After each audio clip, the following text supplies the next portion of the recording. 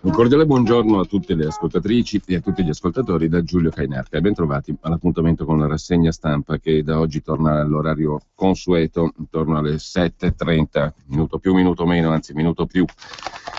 Vediamo subito le prime pagine dei quotidiani di oggi e partiamo dal Corriere della Sera che apre con un'intervista al nuovo responsabile della politica estera dell'Unione Europea, Federica Mogherini, la nuova Lady PESH, sta per politica estera e di sicurezza comune.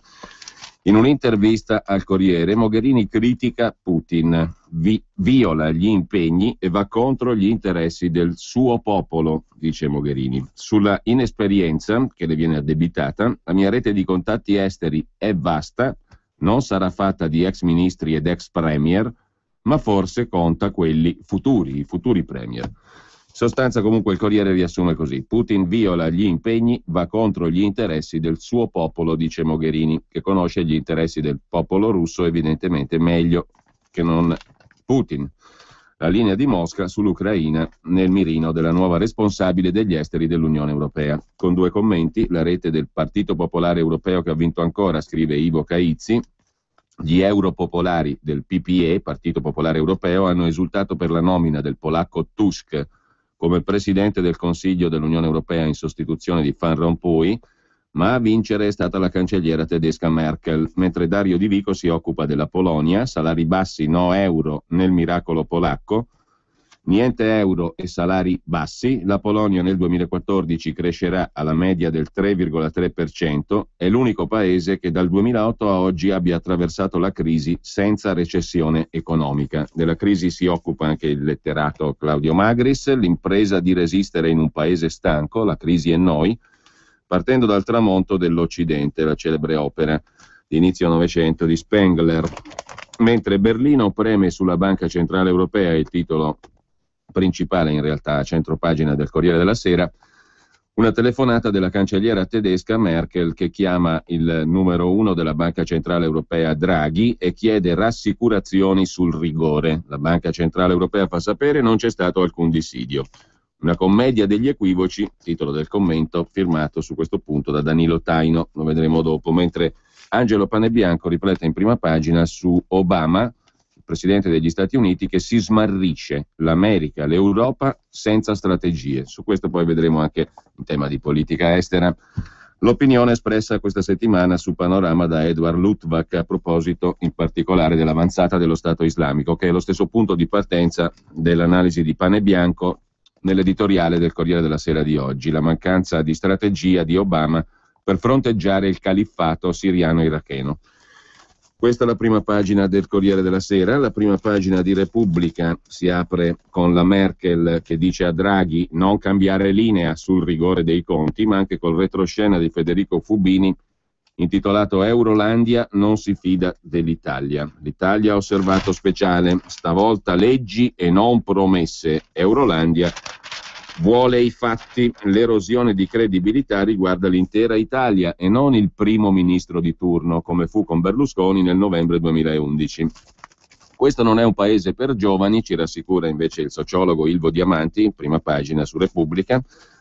E poi c'è sempre in prima pagina su Repubblica l'intervista, un'altra intervista a Federica Mogherini, mi porto la famiglia a Bruxelles e sull'economia punterò i piedi. Commossa, ma basta polemiche. Ora ho 5 anni di duro lavoro, dice la nuova Lady PESH, responsabile della politica estera europea nella prossima commissione targata Juncker. Se l'America di Obama si riscopre razzista, è invece il titolo del doppio pezzo di Federico Rampini e Vittorio Zucconi, sempre in prima pagina su Repubblica. Solo un bianco su 3 condanna le violenze degli agenti a Ferguson.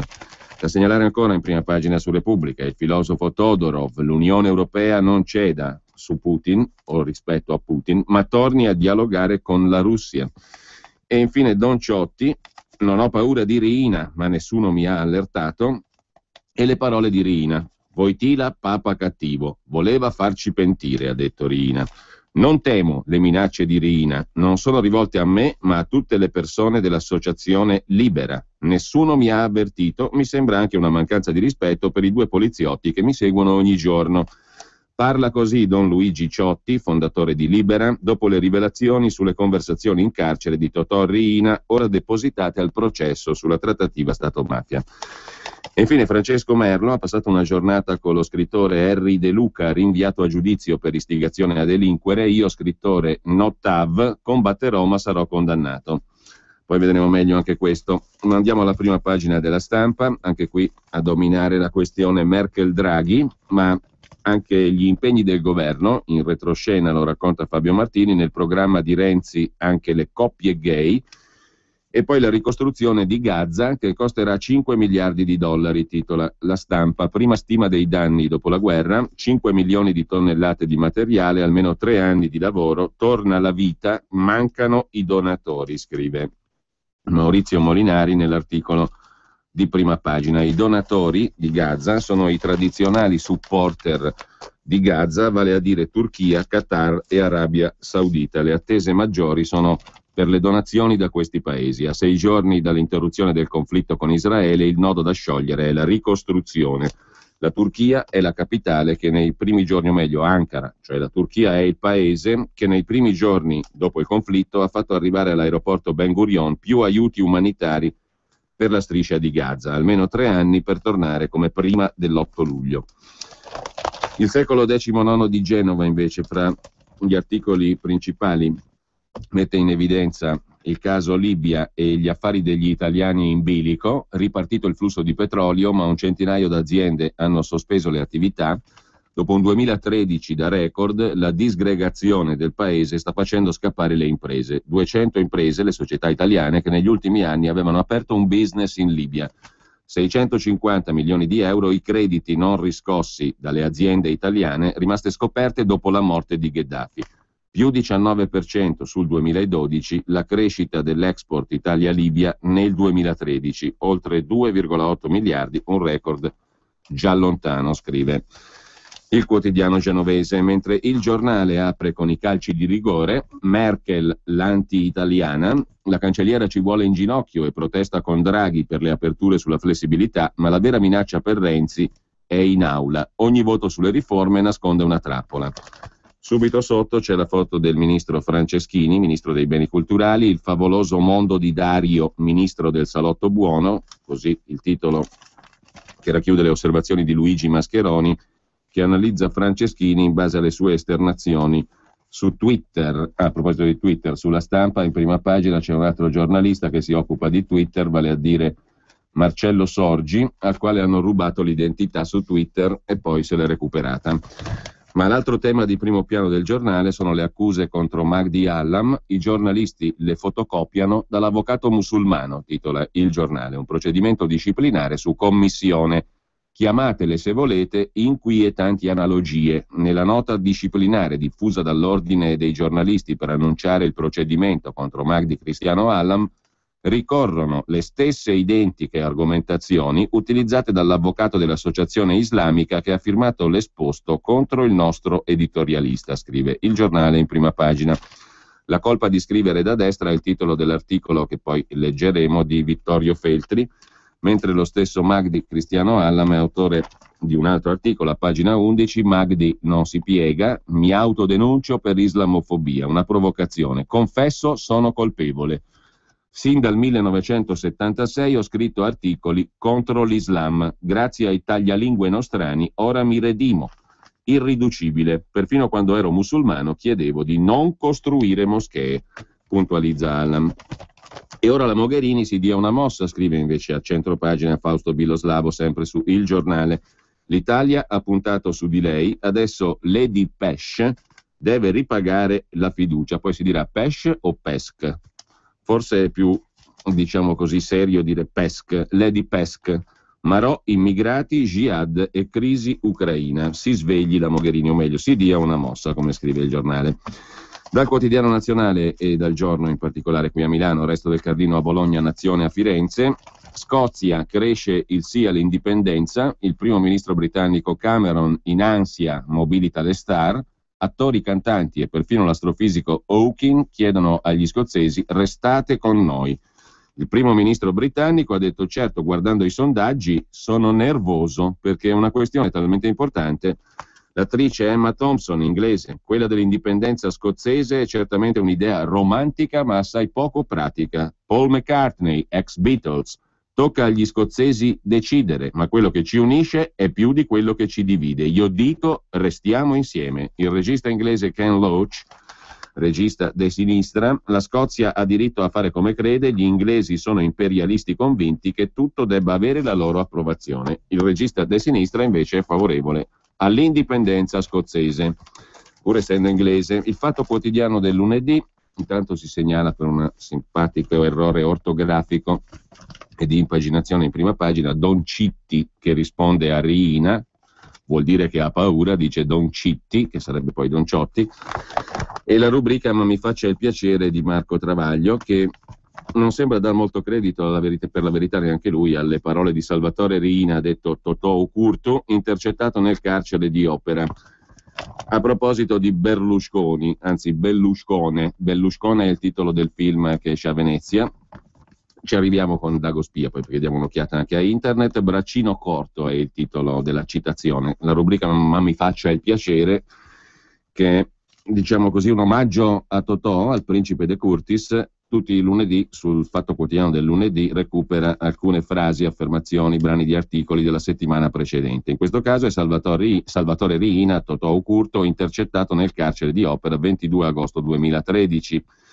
Pubblicato, meglio reso noto, le intercettazioni l'altro giorno. Berlusconi, diceva Riina, a noi altri ci dava 250 milioni ogni 6 mesi. Che spilorcio, commenta Travaglio. E sempre Riina, il senatore Dell'Utri si è dimesso, dobbiamo dire la verità, è una persona seria. Commenta Travaglio, sono sempre i migliori quelli che se ne vanno. Ma dal Fatto Quotidiano passiamo al Foglio, che ospita in prima pagina la riflessione del direttore Giuliano Ferrara su Renzi, che finisce nella trappola manierista, la definisce Ferrara. Renzi ha gli stessi nemici e fa gli stessi errori di Berlusconi.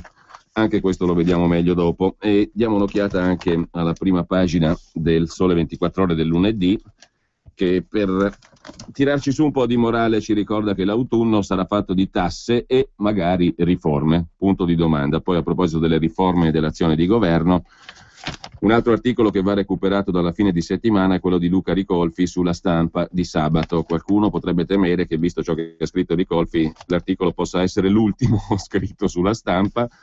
E poi c'è anche l'articolo di Marco Travaglio, ritratto di Premier congelato, che è comparso invece ieri sul Fatto Quotidiano. Ma per quanto riguarda l'autunno di tasse, autunno caldo per governo, cittadini e imprese, usa questa metafora innovativa il Sole 24 Ore, almeno per quanto riguarda le scadenze e gli appuntamenti da qui a fine anno. Se addio del bicameralismo, riforma della pubblica amministrazione, Jobs Act sono le prime urgenze sul tavolo del Parlamento, non si possono dimenticare i 51 ulteriori decreti in attesa di attuazione perché le manovre del governo Renzi vadano in porto. Sul fronte risparmio gli eventi più importanti sono i risultati degli stress test sulle banche europee, che potrebbero allentare la stretta sul credito. Intanto stanno per debuttare in borsa 20 AIPO, nuove società quotate in borsa, o meglio, nuovi debutti, società che si quotano in borsa, mentre l'andamento dei titoli di Stato si preannuncia in discesa. Infine i capitoli imposte e fisco. In attesa che sia attuata la delega per la riforma fiscale, ci sono le scadenze IRPEF, IRES, IRAP, IVA, resta il nodo dei prelievi sulla casa, Tasi, IMU, IUC. Simpatica, l'elenco di sigle. Poi l'altro argomento di prima pagina del Sole 24 Ore del lunedì è la questione del lavoro, la mappa dell'emergenza. In un quadro pesante e contraddittorio per il mercato del lavoro resistono nelle previsioni di assunzioni le grandi metropoli, alcune province del nord-est, mentre molte città del centro e del sud si attendono meno di 1.000 posti offerti dalle imprese nel 2014. Il provvedimento taglia burocrazia per le imprese è ancora poco efficace e le semplificazioni rimangono una bandiera. Gli altri due argomenti di prima pagina del Sole 24 Ore. Italia Oggi 7, con il direttore Marino Longoni, si occupa invece di studi di settore in declino. Dal 2007 il numero delle partite IVA che si è adeguato agli studi di settore si è dimezzato e adesso le entrate stanno progettando di dimezzare anche il numero delle categorie coinvolte. E prima di tornare ad approfondire gli argomenti che abbiamo visto in sintesi, ripartendo dal Corriere della Sera, diamo un occhio anche alle pagine internet. L'ANSA apre stamani con la questione Merkel-Draghi. Secondo quanto riferisce Der Spiegel, la cancelliera avrebbe incalzato il presidente della Banca Centrale Europea sull'austerità, ma il portavoce della Merkel smentisce la richiesta di risposte. Mentre invece Dagospia si occupa della Sicilia di Berlusconi. Berlusconi, il film più bombastico dell'anno, doveva essere in concorso. I primi 30 minuti sono l'oggetto più scatenato di culto che ci abbia dato il nostro cinema in questi ultimi anni. Sono anche la pagina di storia del nostro paese che aspettavamo dopo la caduta di Berlusconi, perché spiegano il rapporto che lega la Sicilia e l'Italia tutta alla mafia e al potere incarnato da Berlusconi. Nella seconda parte il film si ripete un po' troppo, il film di Maresco. Eppure anche così, con un film un po' scombinato, siamo finalmente anni luce distanti dalla modestia del nostro cinema medio italiano da festival, dai fofismi e dai mereghettismi. Fofi e Mereghetti sono due celebri critici cinematografici.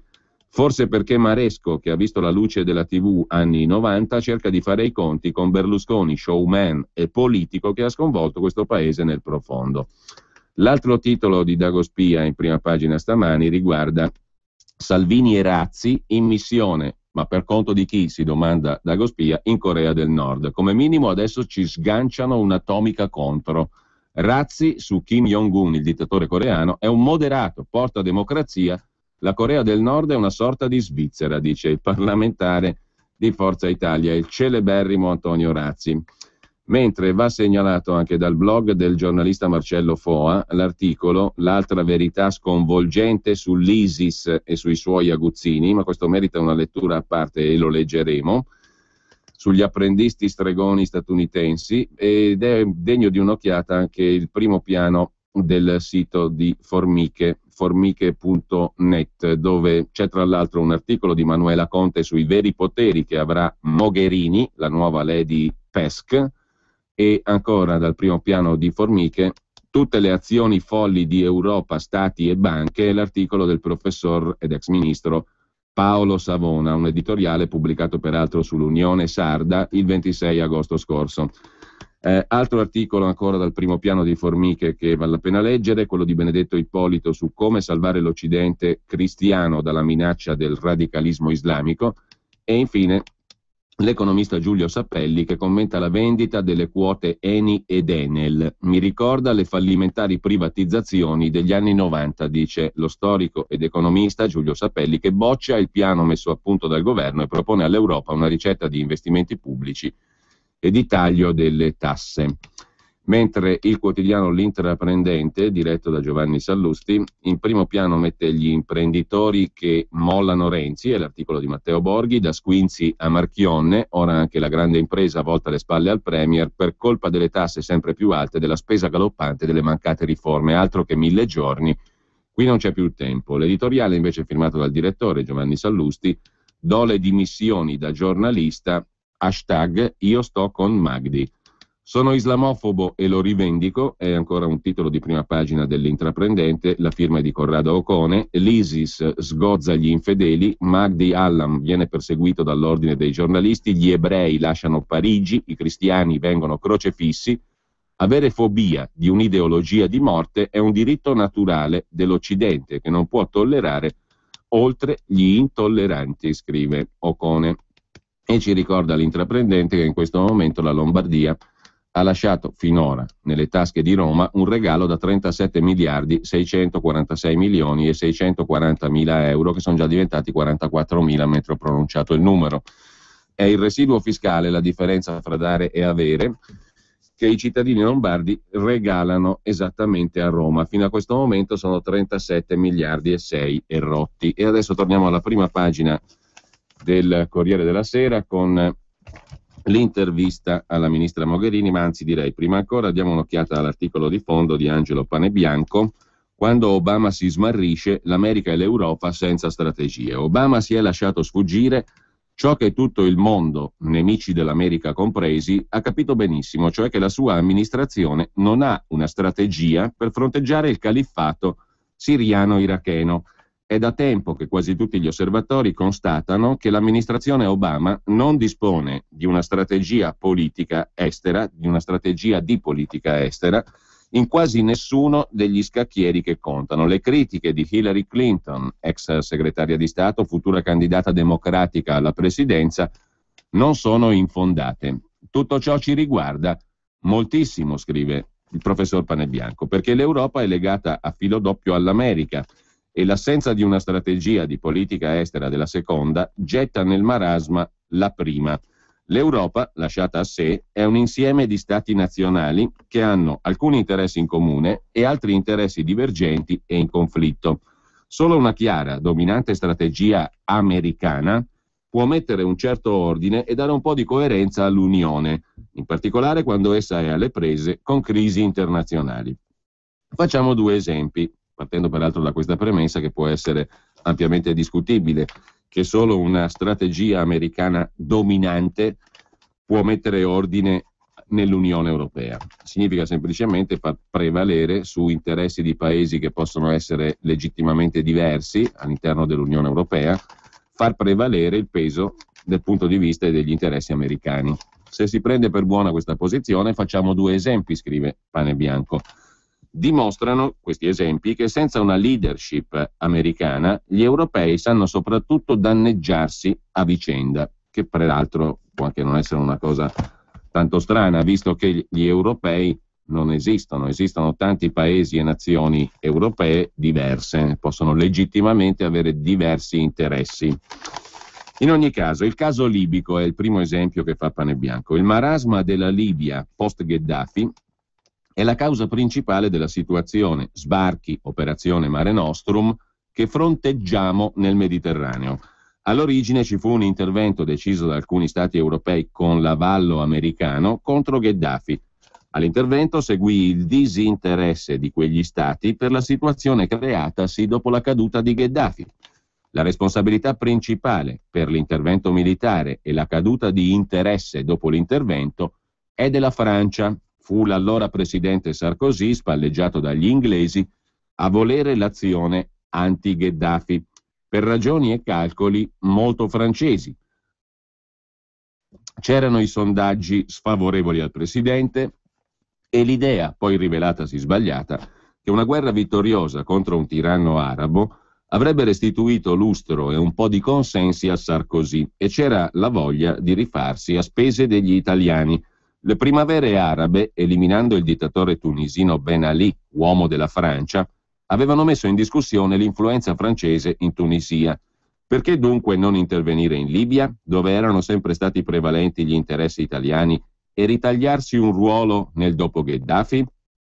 Obama, che nemmeno allora disponeva di una strategia per il Medio Oriente, si pensi alle contorsioni, all'improvvisazione dell'America in tutta la vicenda egiziana, dalla caduta di Mubarak a quella di Morsi, il presidente dei Fratelli Musulmani, Obama avallò la scelta francese e fece anche pressioni su un'Italia comprensibilmente riluttante perché si accodasse all'intervento armato. Dopodiché, una volta eliminato Gheddafi, subentrò il disinteresse dei francesi. Chi aveva eliminato la dittatura non si sentì in dovere di contribuire alla ricostruzione di un ordine politico in Libia. A loro volta, prosegue Angelo Panebianco, prima pagina del Corriere della Sera, gli americani, colti di sorpresa dall'assassinio dell'ambasciatore Chris Stevens, non furono capaci di prendere l'iniziativa, di decidersi a fronteggiare il caos libico. Tutti se ne lavarono le mani, consegnarono agli italiani il cerino acceso, scrive Panebianco. Un secondo esempio è dato dalla guerra ucraina. Troppe divisioni in Europa di fronte al rinato imperialismo russo hanno fatto a lungo il gioco di Putin. Le preoccupazioni geopolitiche di alcuni paesi europei che chiedevano fermezza erano in conflitto con l'interesse di altri paesi europei a preservare i rapporti economici con la Russia. E un'America le cui debolezze su tutti gli scacchieri erano e sono ben chiare agli europei dell'Unione, oltre che a Putin, non aveva l'autorevolezza per imporre coesione. Non è bastata la conquista della Crimea per creare un fronte compatto europeo, anche se la scelta di un polacco, Donald Tusk, come presidente del Consiglio europeo è stata forse un passo in quella direzione. Non è nemmeno certo che quel fronte possa costituirsi ora. dopo che i russi hanno dimostrato di non essere disposti a fermarsi, a mettere fine alla guerra, prima di avere riconquistato il controllo sul destino dell'Ucraina. Nessuno sfugge alla propria storia, scrive a questo punto il professor Panebianco. L'integrazione europea mosse i suoi primi passi nell'età della guerra fredda e ottenne i suoi primi spettacolari successi grazie a una divisione dei compiti. Gli europei poterono concentrare i loro sforzi sull'integrazione economica perché la difesa armata dell'Europa e tutte le decisioni nelle questioni militari erano delegate agli americani. La guerra fredda è finita da 25 anni circa, ma in tutto questo periodo l'Europa non ha dato segni di sapersi muovere unita e in autonomia dagli Stati Uniti sui problemi della sicurezza. Anche gli europei serve un'America che, anziché limitarsi a constatare di non avere una strategia, sia di nuovo capace di darsela, e non solo per quanto riguarda il califfato. In fondo non è ciò che sperano anche gli ucraini mentre chiedono di essere accolti nella NATO e lo chiedono agli americani? Mentre ci complimentiamo per la nomina con Federica Mogherini, il nuovo ministro degli esteri europeo, osserviamo che il lavoro che l'aspetta diverrà molto più semplice se gli americani riconquisteranno, anche solo in parte, la perduta capacità di visione e di leadership. Insomma, la politica estera deve essere la politica americana sostanzialmente. A proposito di americani, ci leggiamo adesso il pezzo di Edward Luttwak su Panorama in edicola questa settimana a proposito dei paesi doppiogiochisti e dello Stato islamico che ha goduto di cospicui finanziamenti ottenuti attraverso i paesi del Golfo, l'ambiguità del Qatar e della Turchia, e che scrive il noto politologo americano: è necessaria innanzitutto un'operazione verità sull'Islam e la Umma, cioè la comunità islamica. Per i musulmani sunniti, scrive Luttwak su Panorama, trucidare gli yazidi o altri pagani che rifiutano la conversione, rimuovere i crocifissi arroganti delle chiese trasformandole in moschee, decapitare apostati come gli alawiti che governano la Siria, può risultare non molto gentile, ma del tutto legale per i dettami islamici.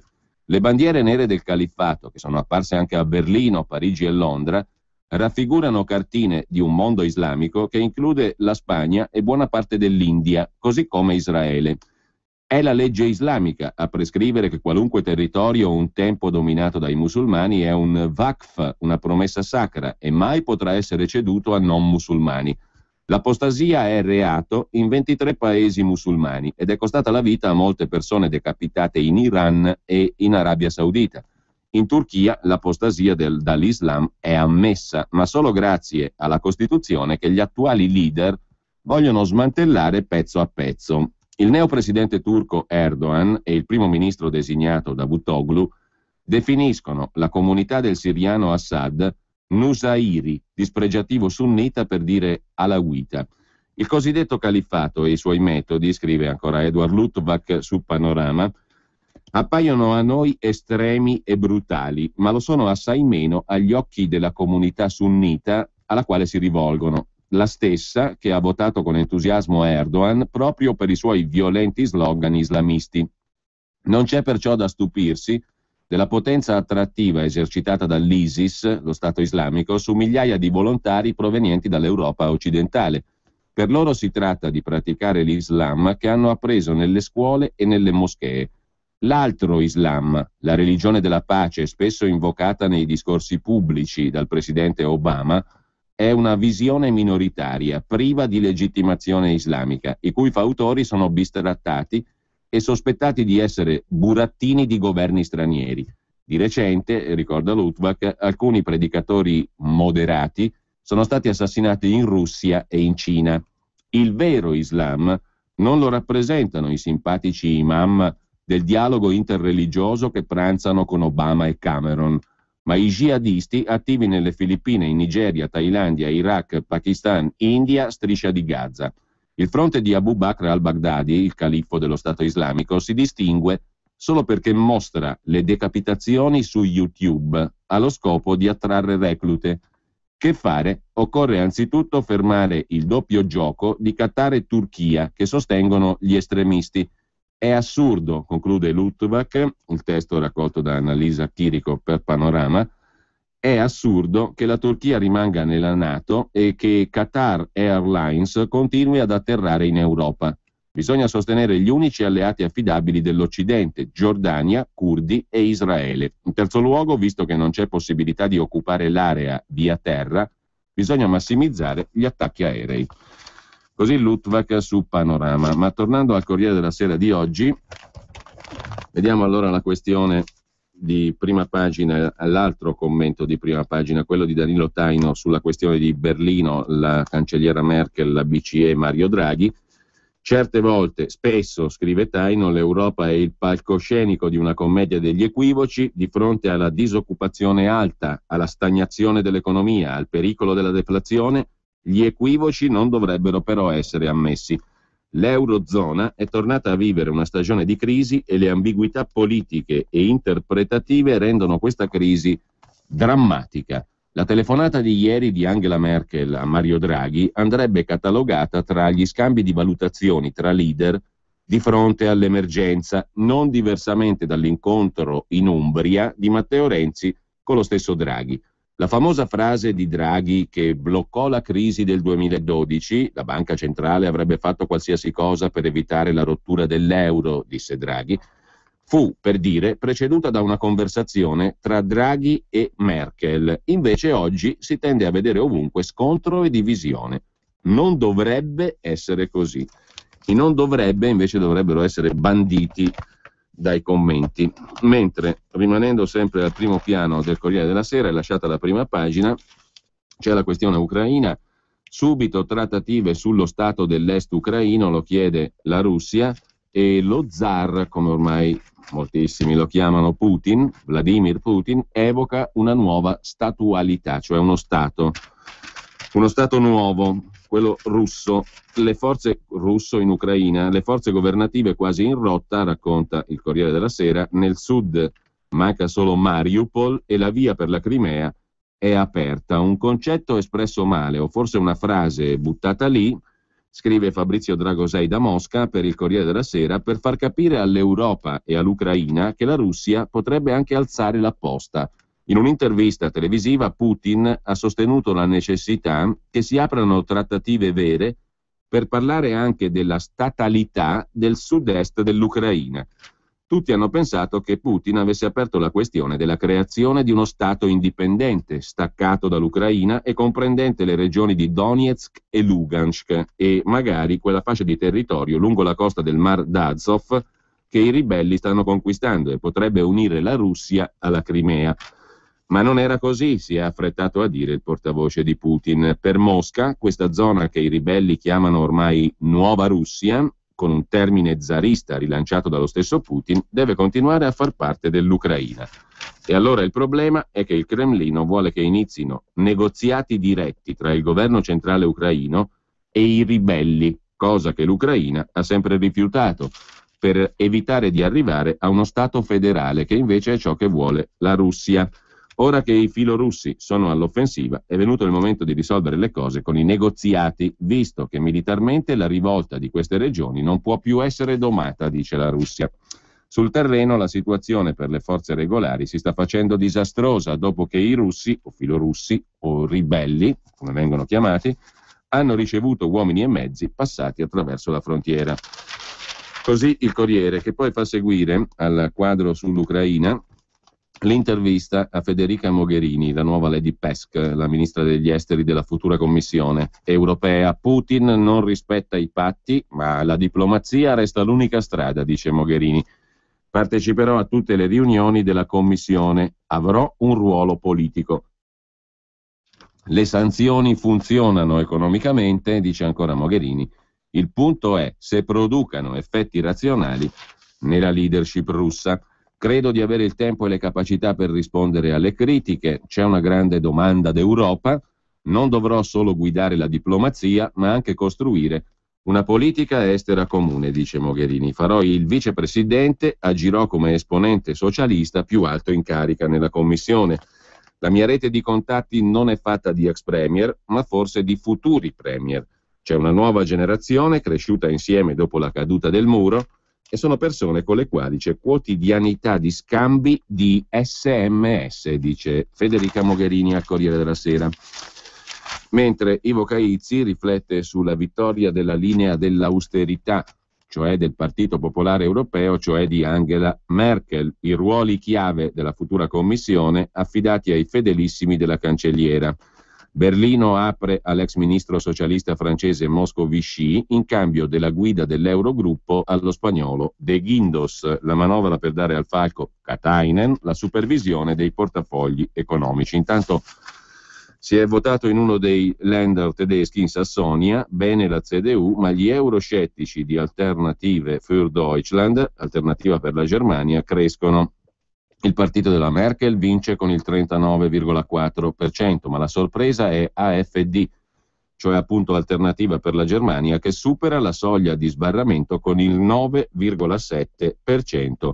Un trionfo o almeno un successo superiore alle attese, scrive Paolo Lepri da Berlino per il Corriere della Sera. Gli anti-euro di Alternativa per la Germania hanno ottenuto quasi il 10% nelle elezioni in Sassonia ed entrano per la prima volta in un Parlamento regionale.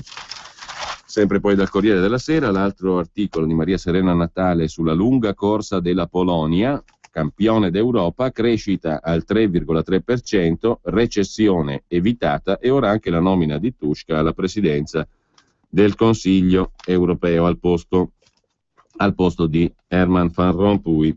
Con il commento l'analisi di Dario Di Vico sulla Polonia, salari bassi, niente euro, da Varsavia una concorrenza scorretta, si domanda Di Vico.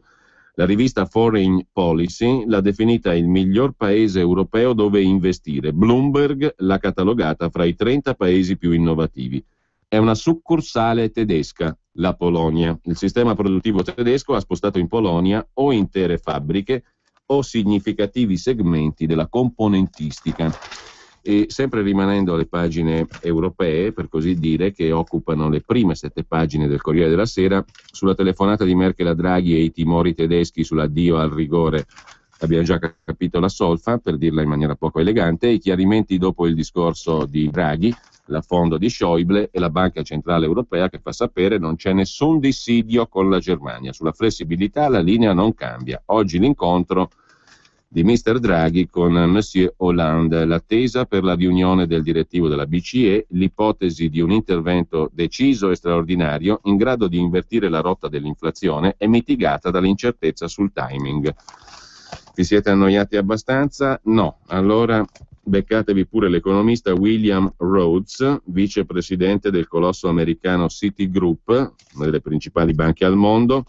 Per 40 anni si è occupato di ristrutturazione dei debiti sovrani, cioè come metterlo in quel posto al massimo numero di persone.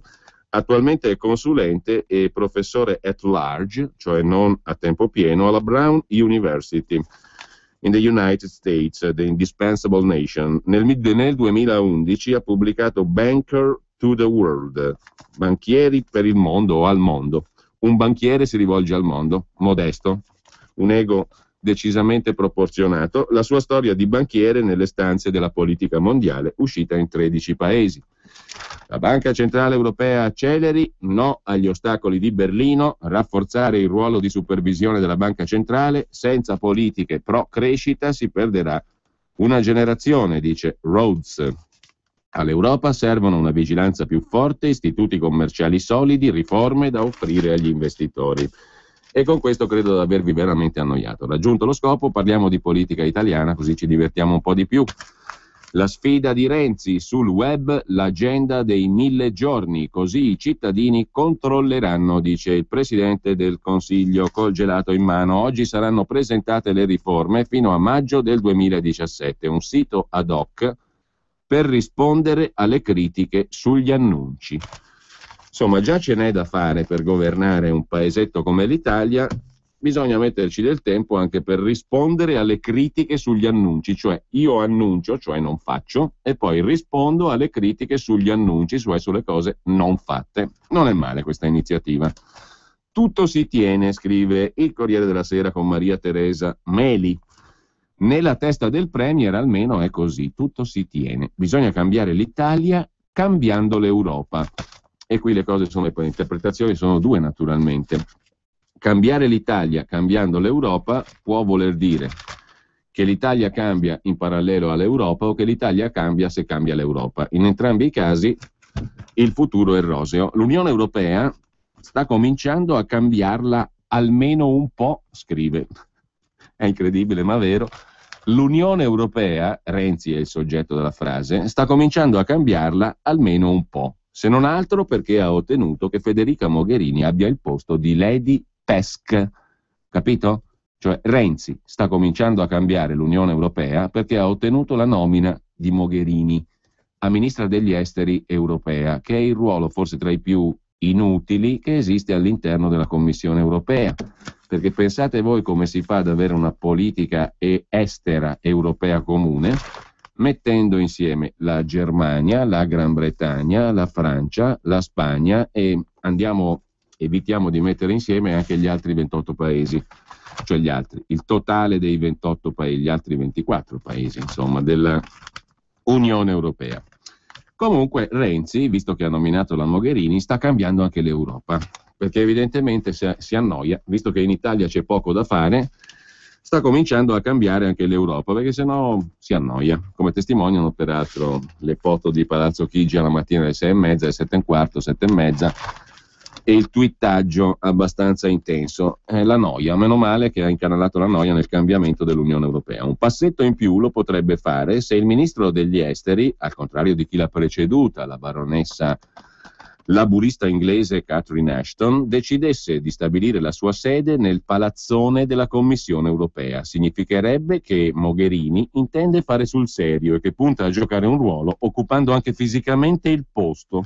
E infatti Mogherini ha preso al volo il suggerimento della callida Maria Teresa Meli e ha detto che va con la famiglia là, a Bruxelles, si trasferirà là, nel palazzone della Commissione Europea, Federica Mogherini. Visto quanti segnali di cambiamento, sempre dal primo piano, chiamiamolo così, di politica italiana, del Corriere della Sera, c'è il caso di Taranto. Alla provincia il PD molla SEL e si accorda con Forza Italia, capirai che notizia.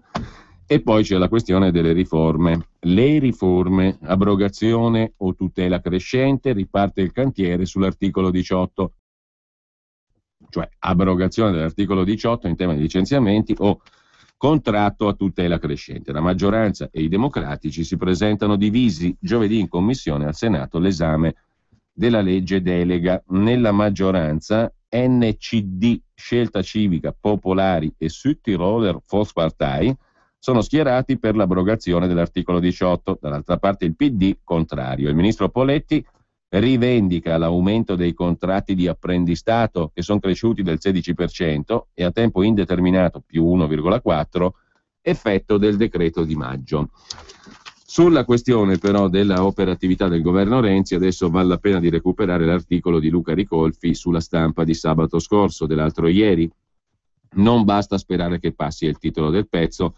Italia di nuovo in recessione, Italia in deflazione, fiducia dei consumatori di nuovo giù, disoccupazione ai massimi. La raffica di dati negativi che arrivano dall'Istat, scrive il professor Ricolfi, non è di quelle che tirano su il morale. Tuttavia, a mio parere, la notizia non c'è, o meglio, c'è solo per il governo e per gli osservatori più ottimisti, che hanno passato mesi a intravedere una svolta di cui non si aveva alcun indizio concreto. Dapprima, scrive Ricolfi, non si è voluto credere alle ripetute revisioni delle previsioni sul PIL pubblicate dagli organismi internazionali, senza accorgersi che non erano troppo pessimistiche, ma semmai ancora troppo ottimistiche. Poi si è alimentata l'ingenua credenza che i 10 miliardi stanziati per il bonus da 80 euro avrebbero potuto rilanciare i consumi, salvo poi amaramente confessare che ci aspettavamo di più, ha detto il governo. Infine, non si è voluto dare alcuna importanza ai drammatici dati sul debito pubblico, cresciuto di 100 miliardi in 6 mesi, una cosa che non era mai successa dall'inizio della crisi. Nonostante tutto ciò, e nonostante i dati Istat dei giorni scorsi non mancheranno di suscitare qualche reazione, penso che torneremo presto a infischiarcene e ad ascoltare la canzoncina del paese che cambia verso, dello sblocca Italia, della svolta epocale, dell'Europa che deve fare la sua parte, di papà Draghi che deve proteggerci da lassù. Per chi non lo sapesse, il governatore della Banca Centrale Europea abita in una torre altissima, detta appunto Euro Tower a Francoforte. La ragione per cui penso che poche cose cambieranno, scrive Luca Ricolfi, è molto semplice, ed è che una cosa è la crisi, una cosa diversa è il declino, una cosa è una società povera, una cosa diversa è una società ricca. Una società povera che incappa in una crisi ha molte possibilità di rialzarsi perché non può non accorgersi della gravità di quel che le succede e non può non sentire la spinta ad automigliorarsi. Una società ricca che è in declino da 2 decenni, ma secondo molti studiosi da più tempo ancora, può benissimo sottovalutare quel che le succede e avere ormai esaurito la spinta all'automiglioramento.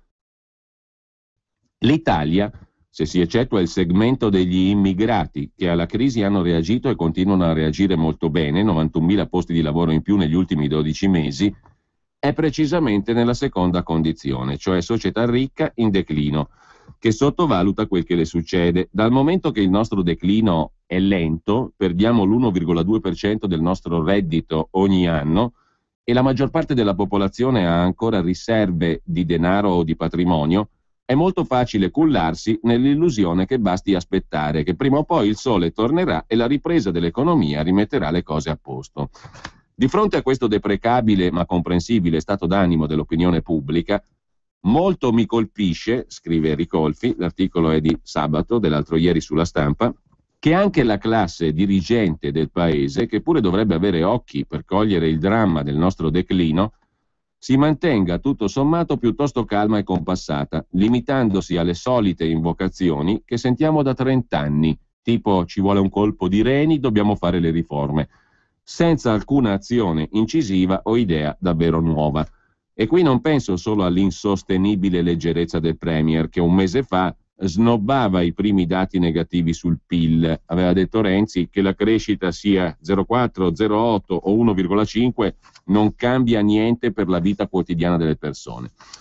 Snobbava dunque i dati Renzi e provava a tranquillizzare gli italiani con ardite metafore meteorologiche, tipo la ripresa, aveva detto Renzi, è un po' come l'estate, arriva un po' in ritardo, ma arriva, ve lo ricorderete, ha detto così Renzi. Penso anche alla mancanza di idee coraggiose da parte del sindacato, ancora impigliato nei meandri mentali del secolo scorso, o alla leggerezza con cui Confindustria ha avallato il bonus da 80 euro, una misura che non ha rilanciato i consumi, e in compenso ha bruciato ogni possibilità futura di ridurre IRAP e IRES, ossia una delle pochissime cose che un governo può fare per sostenere subito e non fra 1000 giorni la competitività e l'occupazione. Per inciso, aggiunge Ricolfi, ieri Squinzi ha picchiato duro contro il bonus, scordandosi completamente delle sue dichiarazioni di giugno, quando aveva spiegato di non averlo contrastato per ragioni politiche perché, disse Squinzi, le elezioni europee erano più importanti. Ecco perché mi è difficile essere ottimista, scrive Ricolfi. Se l'opinione pubblica è incline al vittimismo, ma si limita a sperare in tempi migliori, se la classe dirigente vive di annunci e piccole manovre, è del tutto illusorio pensare di fermare il declino, per riprendere il nome di una sfortunata lista elettorale. Ma attenzione, il declino potrebbe anche non essere lo scenario peggiore. La notizia che l'Italia è entrata in deflazione sarà probabilmente seguita da sempre più insistenti richieste di misure di sostegno della domanda, anche a costo di aumentare ulteriormente il nostro debito pubblico. È possibile che tali misure vengano attuate e che lo siano col consenso dell'Europa, sempre più spaventata dallo spettro della stagnazione.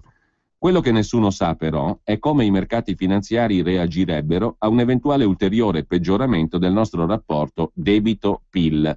Può darsi che stiano zitti e buoni, intimiditi dalla volontà di Super Mario di fare qualsiasi cosa occorra, come ha detto lui, per proteggere l'Eurozona. Ma può anche darsi che i mercati rialzino la testa e qualcuno ci rimetta le piume. Anzi, in realtà qualcosa è successo, anche se in modo invisibile, perché oscurato dalla discesa degli spread con la Germania.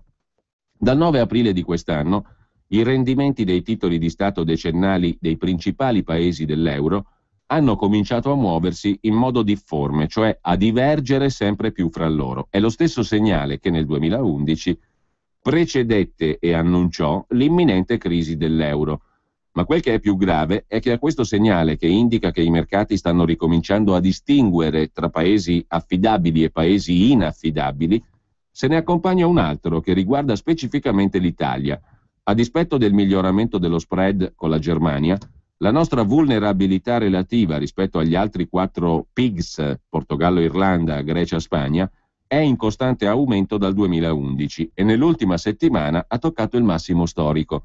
Tradotto in parole povere, scrive il professor Ricolfi, tutti i paesi stanno beneficiando di tassi di interesse via via più bassi, ma nel cammino di generale avvicinamento alla virtuosa Germania noi siamo più lenti degli altri, perché i mercati si accorgono che non stiamo facendo le riforme necessarie per aumentare la nostra competitività. La conseguenza, conclude Ricolfi, è semplice ma terrificante. Se ci fosse un'altra crisi finanziaria, noi saremmo più vulnerabili di Spagna e Irlanda.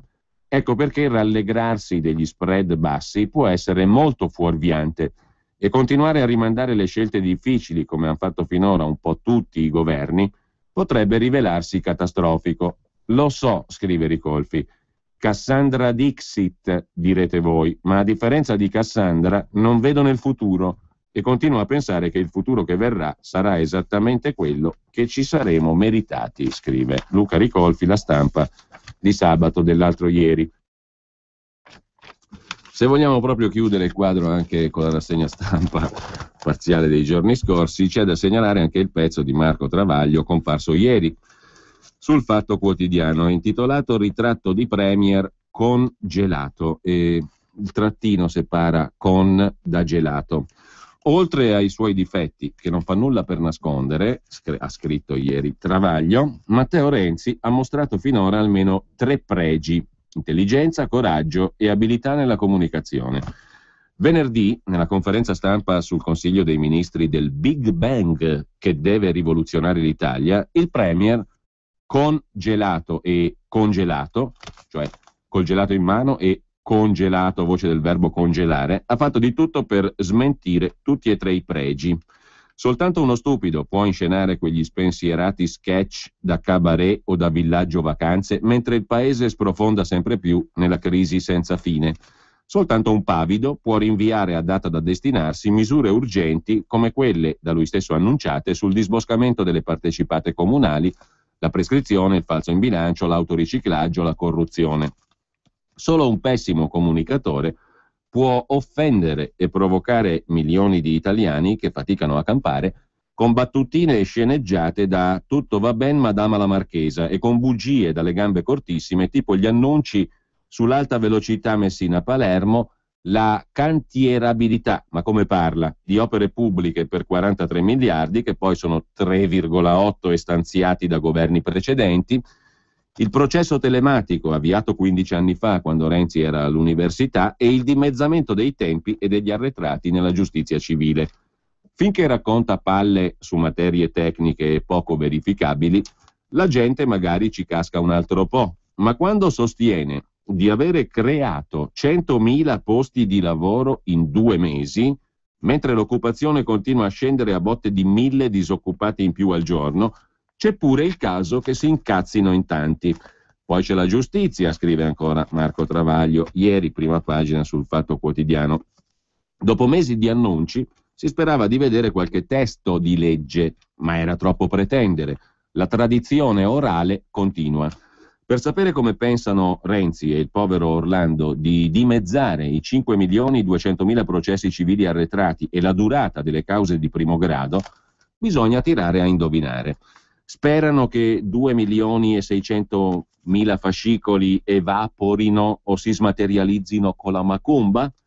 Diramano una circolare ai cancellieri perché si mangino o gettino nel cassonetto un fascicolo sì e l'altro no?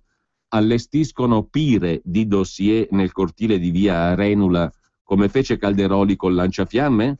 Dalle prime indiscrezioni pare che tenteranno di convincere 2.600.000 cittadini che hanno fatto causa e attendono da anni giustizia a lasciar perdere o ad accordarsi con chi li ha danneggiati fuori dal tribunale, sostituendo il giudice con un avvocato, tanto ne abbiamo da vendere, 250.000 e passa, In alternativa, le parti potrebbero sempre giocarsi la causa a pari e dispari, a braccio di ferro, a briscola, a 3-7, a poker e a 7,5, oppure rivolgersi a Previti, che già dei giudici faceva a meno perché se li comprava e le sentenze per sicurezza se le scriveva da solo, un precursore. C'è poi il meraviglioso chi sbaglia paga, da applicarsi esclusivamente ai giudici, se valesse anche per Renzi, con tutte le stime del PIL che è riuscito a cannare in 6 mesi, finirebbe all'ergastolo. Lo slogan è molto popolare, chi sbaglia paga, specie in un paese con milioni di criminali che votano e fanno votare. E le rare volte che si riesce a condannarli si sentono tutti come Enzo Tortora. Ma anche questa è chiacchiera. L'errore giudiziario presuppone il dolo, cioè che il giudice lo faccia apposta, o la colpa grave. Un abbaglio tale da sbagliare persona o ignorare una prova gigantesca dell'innocenza o della colpevolezza dell'imputato, cose che capitano in casi eccezionali. E infine le intercettazioni. Per dare un contentino ad Alfano, cioè a Berlusconi, Renzi annuncia che in caso di tangenti la conversazione si pubblica ancora, mentre se c'è del tenero, ha detto Renzi, tra me e il ministro Martina, non più, non si pubblica più l'intercettazione.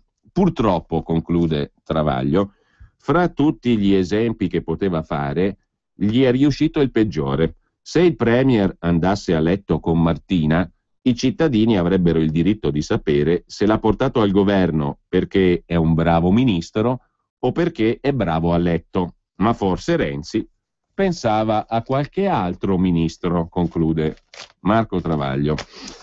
Tornando invece brevemente adesso al Corriere della Sera e prima della pausa pubblicitaria e delle previsioni del tempo, da segnalare anche la pagina 10, prima pagina degli esteri, sull'ambasciata americana di Tripoli che è stata occupata dalle milizie islamiche. Era vuota da un mese. In un video i militanti islamici in palestra e in piscina. Un nuovo schiaffo per gli Stati Uniti a 2 anni dall'omicidio di Stevens, l'ambasciatore, a Bengasi, mentre Lorenzo Cremonesi si occupa di Iraq e del fatto che finalmente è stato spezzato l'assedio ai turcomanni della città di Amerli, che è stata presa dai governativi. Arretrano i miliziani jihadisti dello Stato islamico. È emergenza umanitaria. Dopo oltre 2 mesi la controffensiva sostenuta da sciiti e curdi per liberare la città di Amerli. Nei combattimenti morti 50 estremisti. Nella città c'è ancora carenza di cibo e d'acqua. Non ci sono corridoi umanitari per i civili, una città di circa 15.000 abitanti che era sotto assedio da 2 mesi, donne e bambini evacuati nelle ultime ore attraverso l'elicottero verso la capitale Baghdad. E salvate i tesori archeologici della Siria, è l'appello di Rutelli e De Mistura, l'appello congiunto fra l'ex ministro dei beni culturali, tra le altre cose Rutelli, e appunto De Mistura, sottosegretario del precedente governo.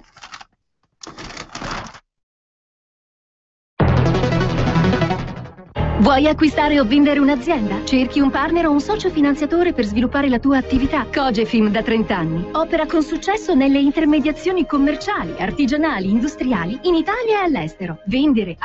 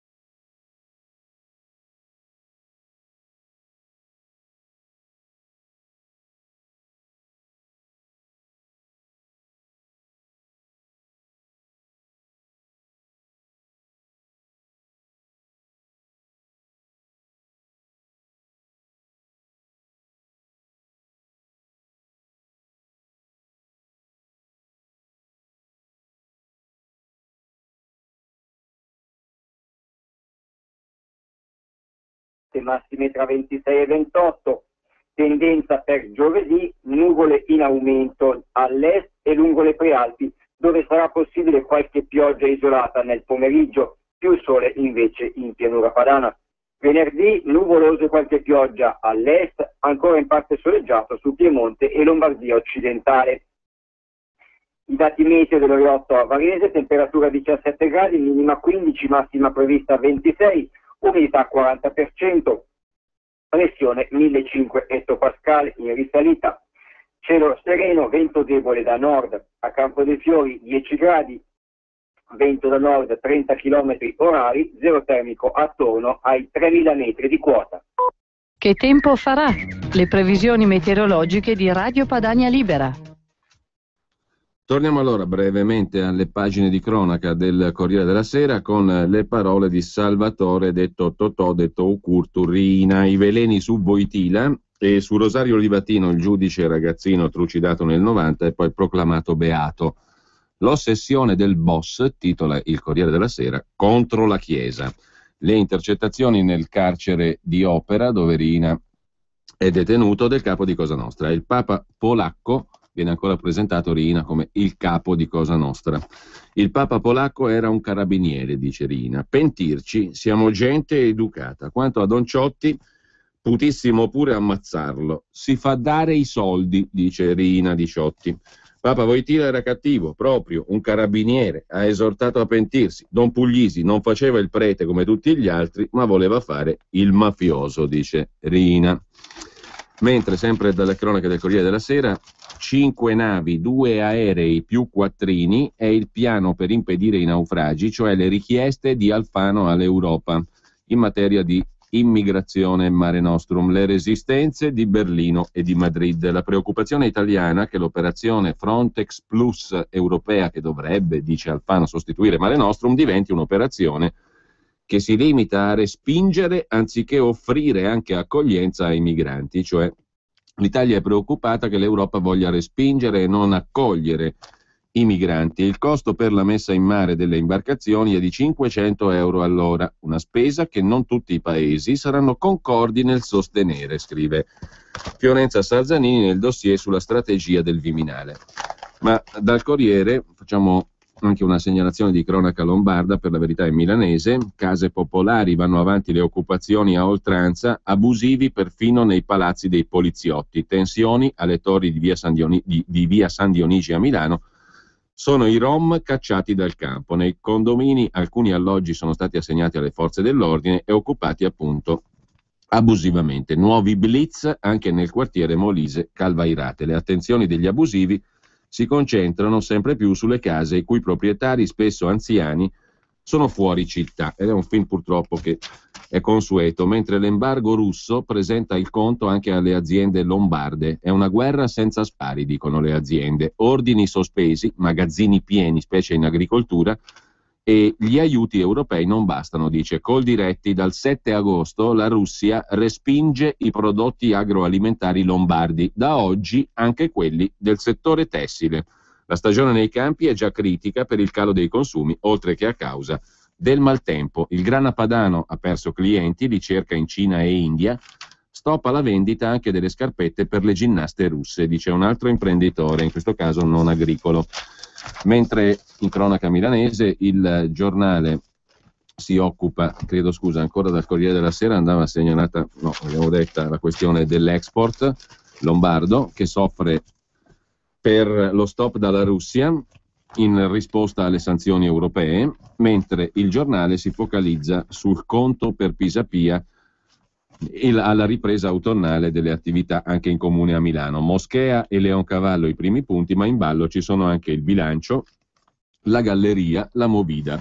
E anche il Giornale si occupa dei nuovi assalti alle case pubbliche, le case Aler sotto tiro, continuano le occupazioni abusive del racket, da Quinto Romano a Via Osimo 8 incursioni. Nel fine settimana tra il 18 e il 20 luglio sono state oltre 60 le occupazioni abusive, il degrado degli alloggi popolari. Poi c'è una cosa curiosa, da Fino Mornasco la racconta per il quotidiano Il Giorno Roberto Canali. Fedeli in massa per il santo esiliato dalla Calabria e pioggia di soldi alla processione. I calabresi nel comasco dopo lo stop ai cortei per l'inchino al boss di 'Ndrangheta. Insomma, in sostanza, la processione pro 'Ndrangheta in salsa religiosa era stata vietata in Calabria, l'hanno fatta nel comasco. Per annunciare la partenza della processione, 3 colpi di spingarda. Il primo segnale per gli uomini della confraternita, tutti in camicia bianca col bavero colorato al collo, che afferrano le staffe e sollevano il baldacchino. È San Bartolomeo a far visita ai suoi devoti, casa per casa, entrando nei cortili, fermandosi all'ingresso delle villette, in perfetto stile brianzolo, di questa enclave calabrese alle porte di Como, dove ieri sono arrivati in tanti dall'estremo sud per rendere omaggio al santo. Qui siamo tutti calabresi, spiega il signor Giuseppe. San Bartolomeo è il nostro santo, ci ha seguito. È sempre a lui che ci rivolgiamo per le cose belle e brutte della vita. La processione l'abbiamo sempre fatta, all'inizio con un quadro e poi pagando uno scultore di qui, che ce l'ha fatto in legno. Mi ricordo ancora la festa quando abbiamo portato la statua qui, era il 2 giugno del 72. Di fortuna San Bartolomeo in 40 anni ne ha portata ai calabresi di Andrate, provincia di Como. Non stanno più in subaffitto nelle cascine, ognuno si è fatto la villetta, e se i padri hanno i calli sulle mani, i figli sono commercianti e professionisti, molti con la laurea e col SUV in garage. Perché è arrivata qui la processione? Perché è stata proibita in Calabria, a Oppido Mamertina. Tutta colpa dell'inchino alla processione di Oppido Mamertina di un paio di mesi fa. La processione della Madonna delle Grazie si fermò di fronte alla casa dell'anziano boss Peppe Mazzagatti e la statua fu abbassata in segno di omaggio. Il vescovo di Palmi ha vietato le processioni in tutta la diocesi e quella di San Bartolomeo è trasmigrata nel comasco. Ma andiamo alla prima pagina di Repubblica, anzi al primo piano di Repubblica, come abbiamo detto. C'è l'articolo di Federico Fubini in forma di retroscena. Se c'è un'istantanea, una fotografia dell'Italia che resta nella testa di Angela Merkel, è quella dell'agosto 2011. Il ricordo di un tradimento, quello di Berlusconi naturalmente. Con una lettera di Mario Draghi e Jean-Claude Trichet sul tavolo, il governo italiano promise misure importanti in cambio del soccorso della Banca Centrale Europea. L'aiuto della BCE arrivò, le promesse di Roma finirono in soffitta. In Italia di quell'episodio oggi si ricorda il fatto che fu Berlusconi, allora premier, a determinare il voltafaccia. In Germania si continua a pensare che responsabile fu semplicemente l'Italia, anche perché da allora tutti i governi seguiti a Berlusconi non hanno rispettato gli impegni. Insomma, stavolta leggi e non promesse, perché Eurolandia non si fida dell'Italia. L'altro commento, dicevamo invece in prima pagina sulla Repubblica, è quello di Ilvo Diamanti. Temo che l'immagine di Renzi cominci a risultare inadeguata per raffigurare l'Italia, è troppo giovane e giovanile, troppo spavalda, perfino esagerata, rispetto a un paese che sembra viaggiare in direzione contraria, verso il passato. Perché l'Italia mi sembra un paese sempre più rassegnato, scrive il sociologo Diamanti. Un paese che ostenta un ottimismo triste attraversato da rabbia diffusa. Un paese di pensionati, con tutto il rispetto per chi la pensione se l'è guadagnata dopo anni e anni di lavoro.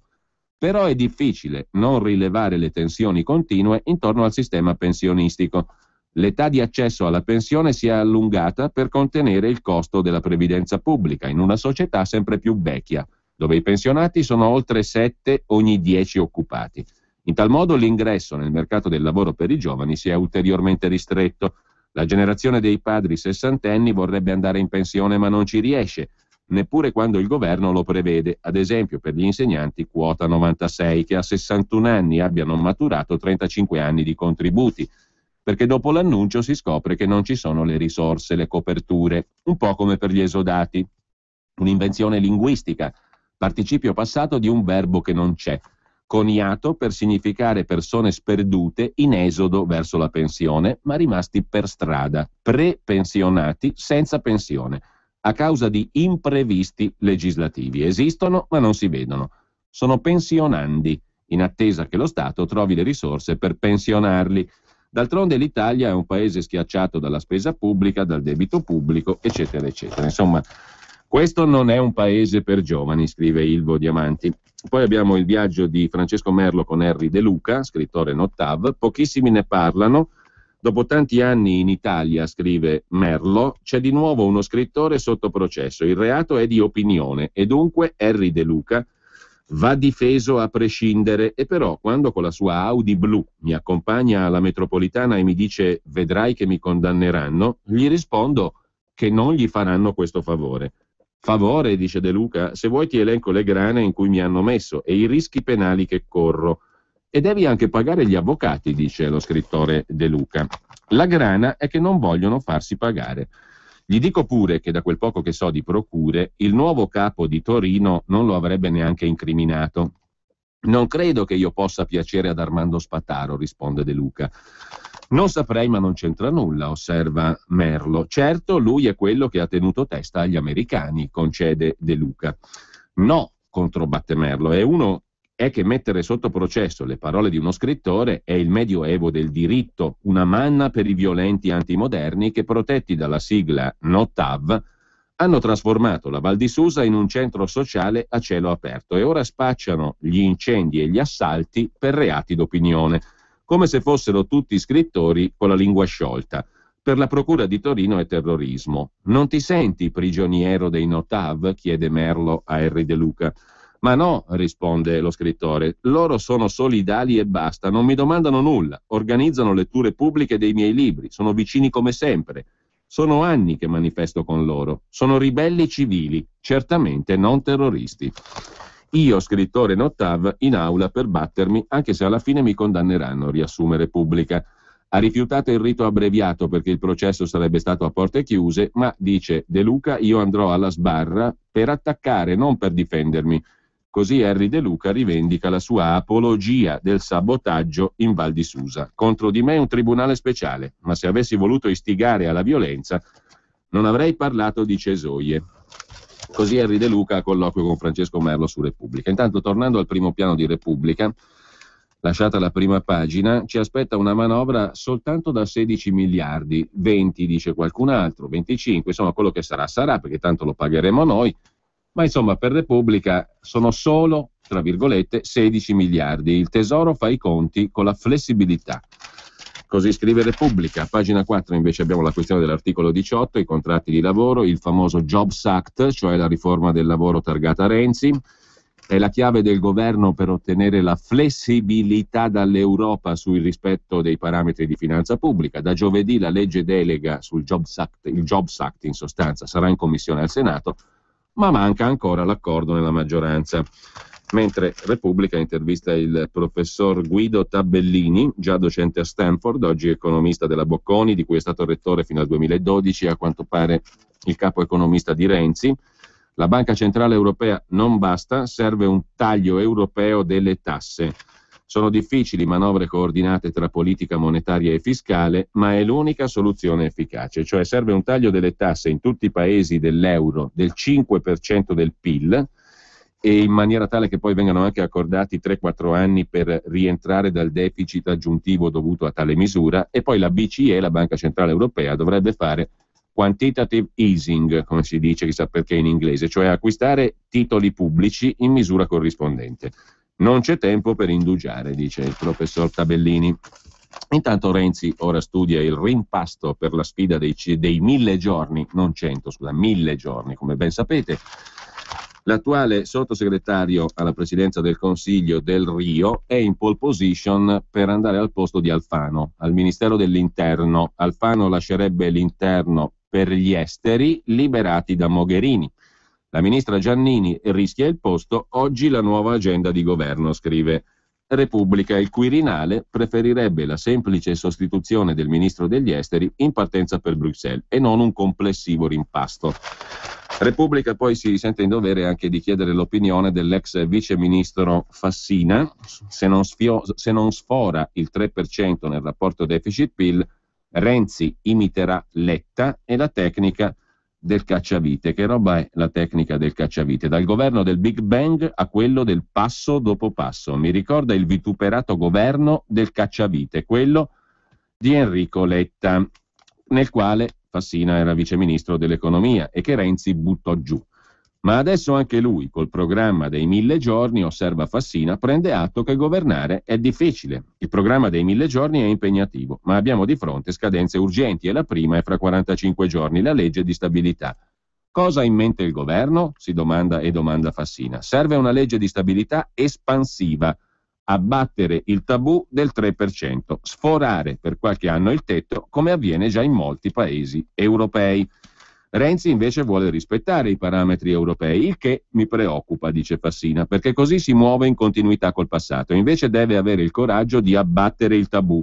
Quei 13 miliardi di spending review sono una cura da cavallo vecchio stile. Il rigore dell'Unione Europea ci manda a fondo. Nonostante la stretta, in questi anni il debito pubblico ha toccato il 135%. In tutta l'Eurozona è così, la ricetta rigorista non funziona. Nella legge di stabilità bisogna estendere gli 80 euro a pensionati e incapienti, allentare il patto di stabilità dei comuni per dare il via ad alcune opere e misure contro la povertà. Così Fassina a Repubblica, mentre le pagine 10 e 11 di Repubblica sono dedicate a Putin che spaventa l'Occidente e chiede uno Stato nell'est Ucraina, pronte 5 nuove basi della NATO in Ucraina, ma il Cremlino poi corregge, è stato frainteso.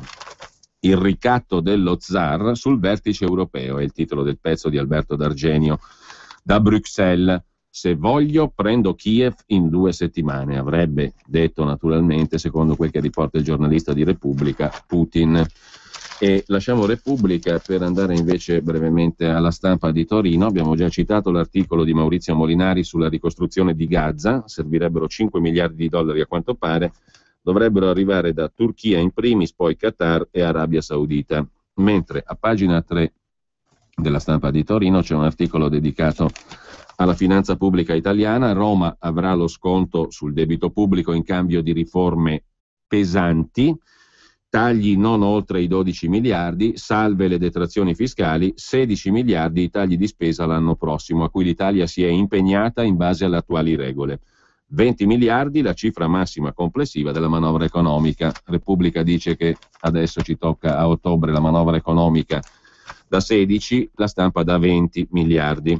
Mentre a pagina 4 della Stampa, anche qui si parla del 1000 giorni di Renzi, con un'aggiunta: Renzi sta preparando la sorpresa. Oggi la presentazione del programma a lungo termine, in cantiere anche la legge sulle coppie gay, anticipa la Stampa, che poi dedica una pagina all'ingorgo di leggi e di pericoli che aspetta il governo sulle riforme.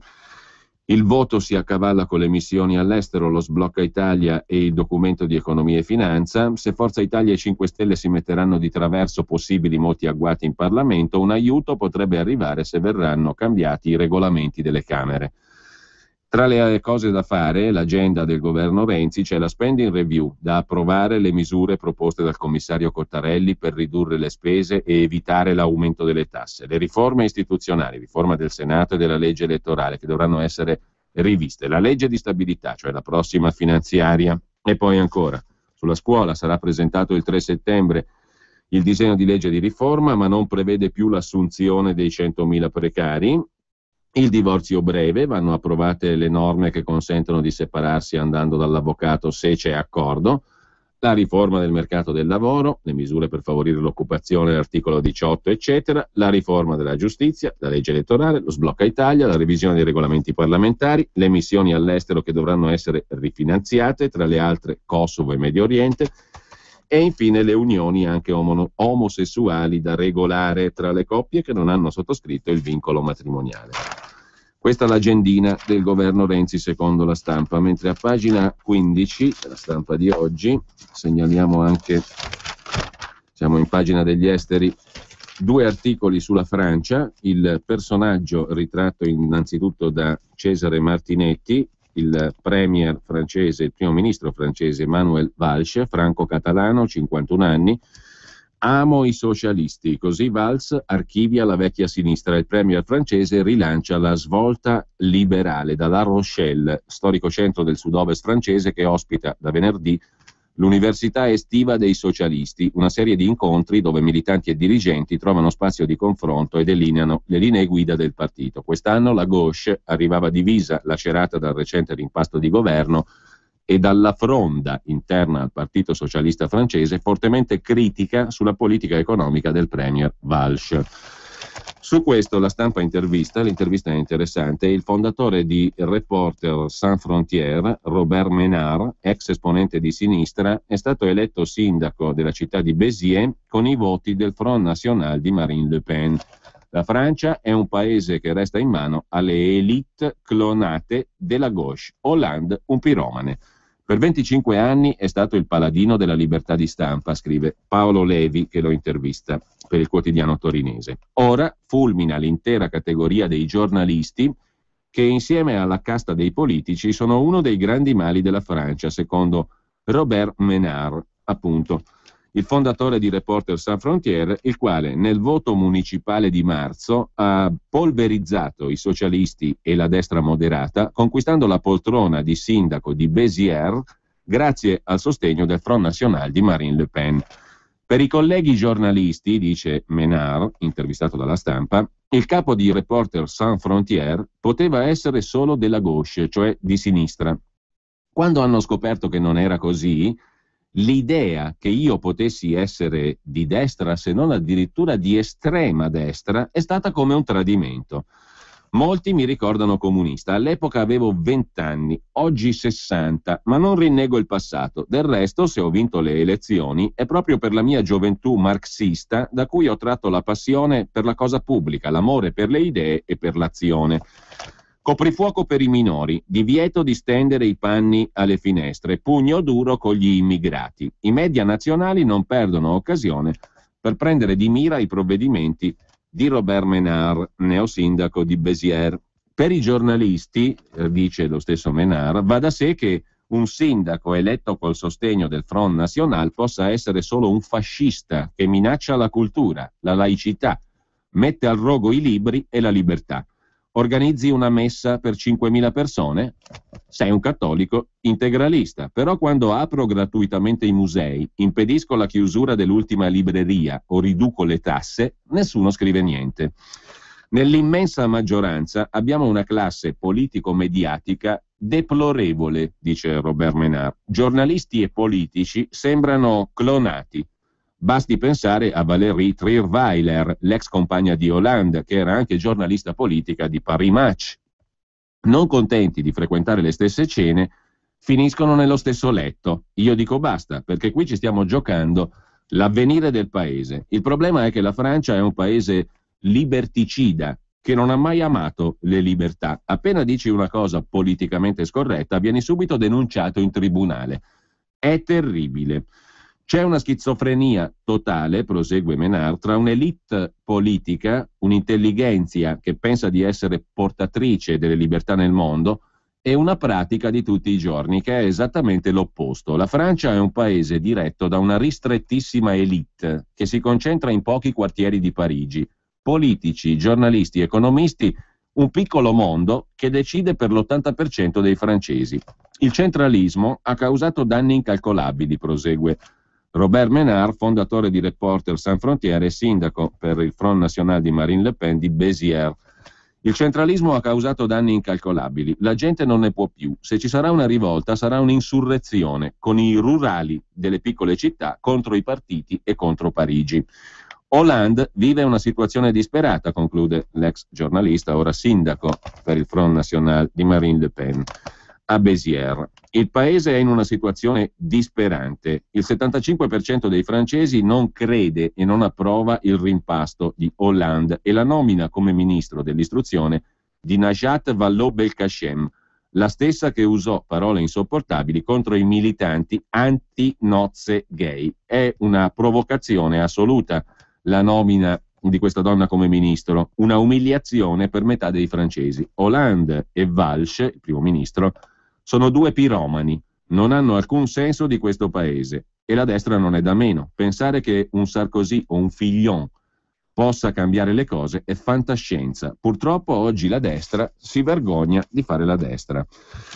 Anche La Stampa poi si occupa della Sassonia, il boom degli anti-euro. Si sono mangiati tutti gli anti-euro di Alternative für Deutschland, nei sondaggi arrivavano al 7, hanno superato il 10%. Se aggiungiamo il 5% dei neonazisti dell'NPD, l'incubo è completo. A destra dei conservatori non sarebbe dovuto nascere mai nulla. In Sassonia da ieri c'è un 15% di elettori che ha rotto il tabù e ha votato a destra di Angela Merkel. Infine, sempre dalla Stampa di oggi, l'articolo di Riccardo Arena da Palermo sulle confische alla mafia, ancora 30 miliardi di beni inutilizzati. L'agenzia per la gestione dei beni sequestrati ai mafiosi stenta a decollare.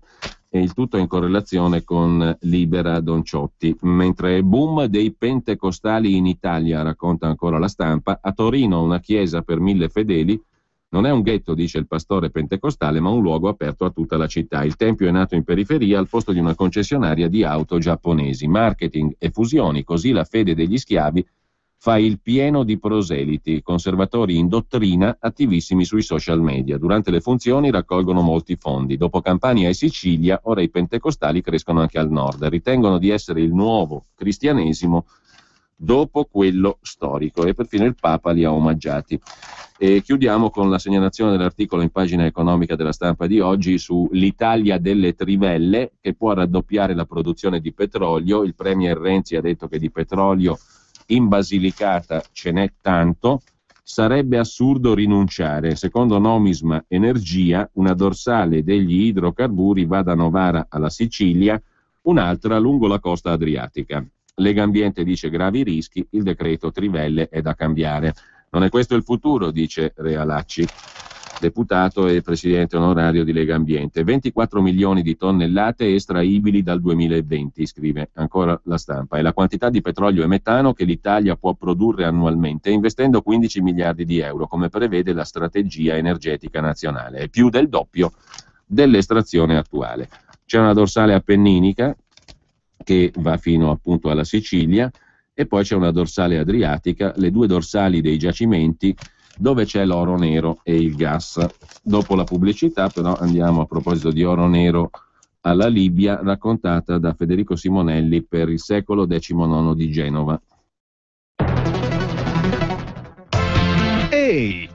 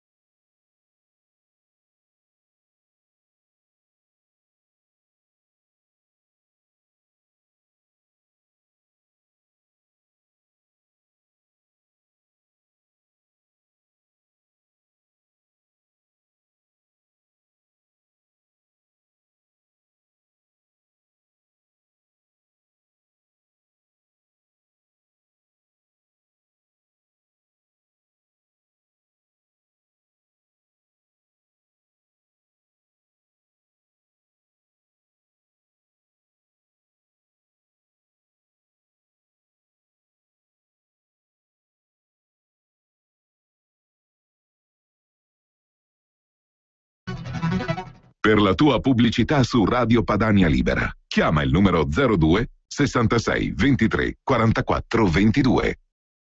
Bene, torniamo allora al Secolo XIX di Genova con l'articolo in pagina economica di Federico Simonelli sulla Libia e gli affari degli italiani in bilico. Si dice finché il petrolio scorre per la Libia c'è speranza, ma se il flusso si dovesse arrestare come è successo a inizio anno, il rischio di una nuova Somalia sul Mediterraneo è palpabile. A pagare buona parte delle conseguenze noi, l'Italia, che di Tripoli siamo tradizionale partner. È questa una delle convinzioni diffuse tra gli analisti e gli osservatori che stanno seguendo l'evolversi della situazione in Libia. A ormai 3 mesi dalle elezioni è sempre più reale la prospettiva di una Libia spaccata in due. Ci sono già 2 parlamenti, 2 governi e milizie opposte.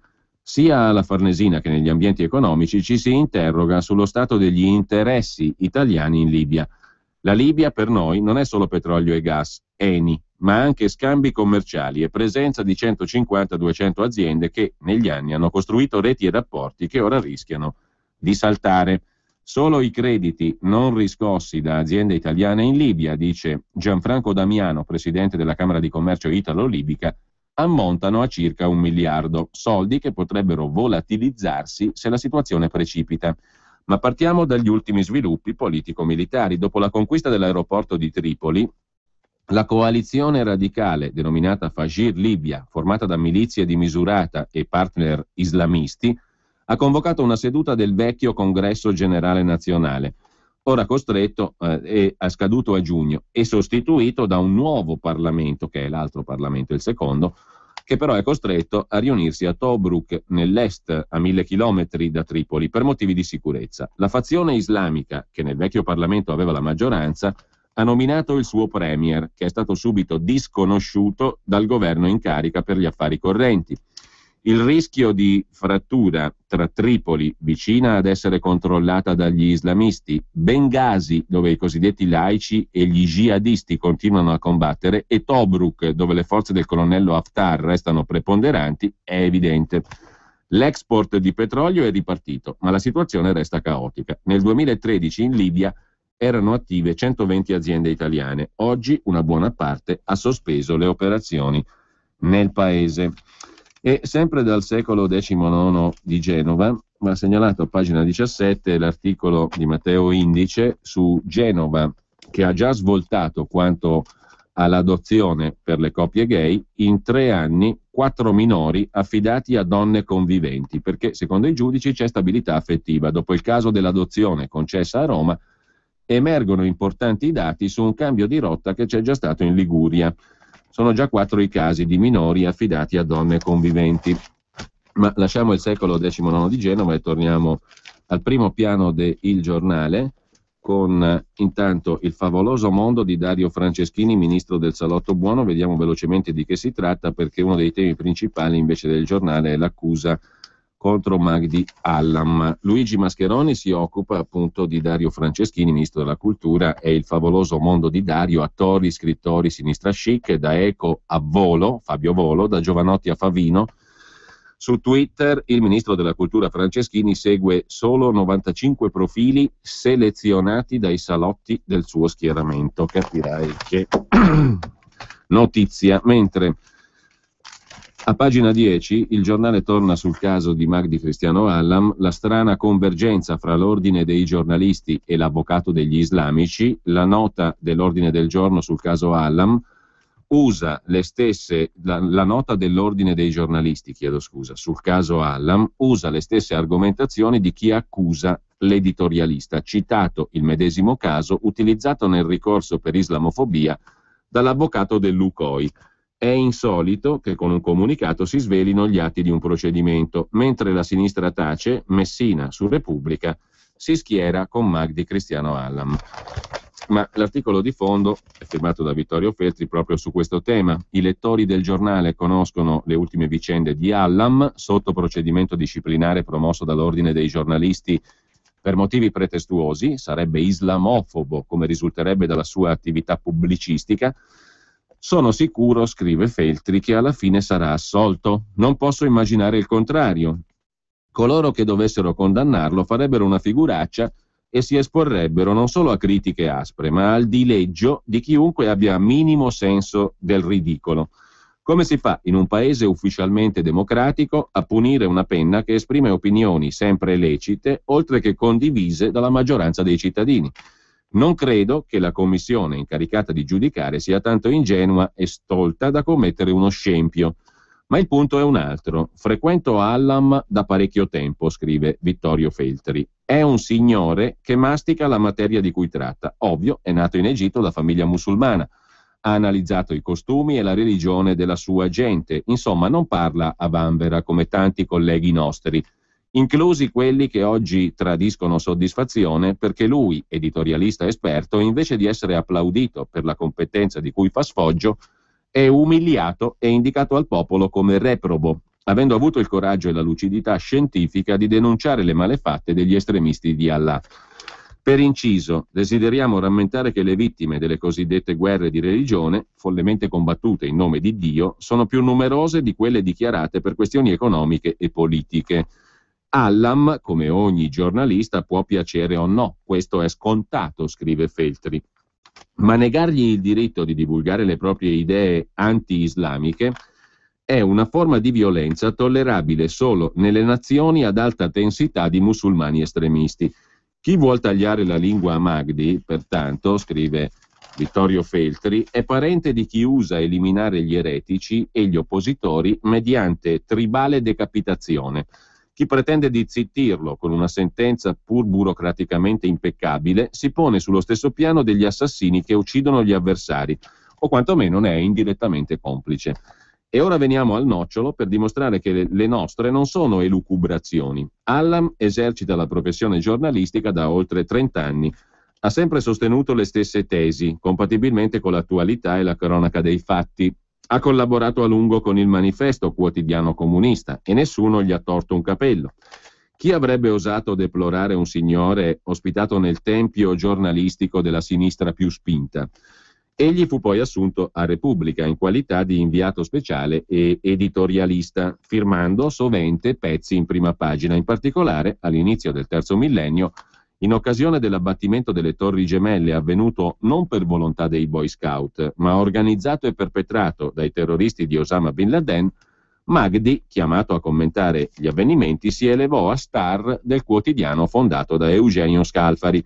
I suoi interventi censori nei confronti dei fondamentalisti musulmani erano improntati alla stessa indignazione di quelli pubblicati più tardi sul Corriere della Sera, dove Hallam fu accolto con tutti gli onori. Basti pensare che fu conferito allo scriba egiziano il titolo di vice direttore, scrive Feltri. Hallam rimase impegnato nel ruolo di vice di Stefano Folli e poi di Paolo Mieli fino al 2008. Nei 5 anni di permanenza in via Solferino a Milano si confermò feroce fustigatore degli islamisti. Esercitò la professione secondo il proprio stile, mai cedendo alla tentazione di concedere qualche attenuante agli autori dei massacri religiosi. L'ordine dei Pennini si guardò sempre dal castigarlo. Ci saremmo stupiti dell'opposto. Magdi, a un dato momento, abbandonò lo scranno di vice direttore, lasciò cioè il giornalismo per dedicarsi prevalentemente alla politica.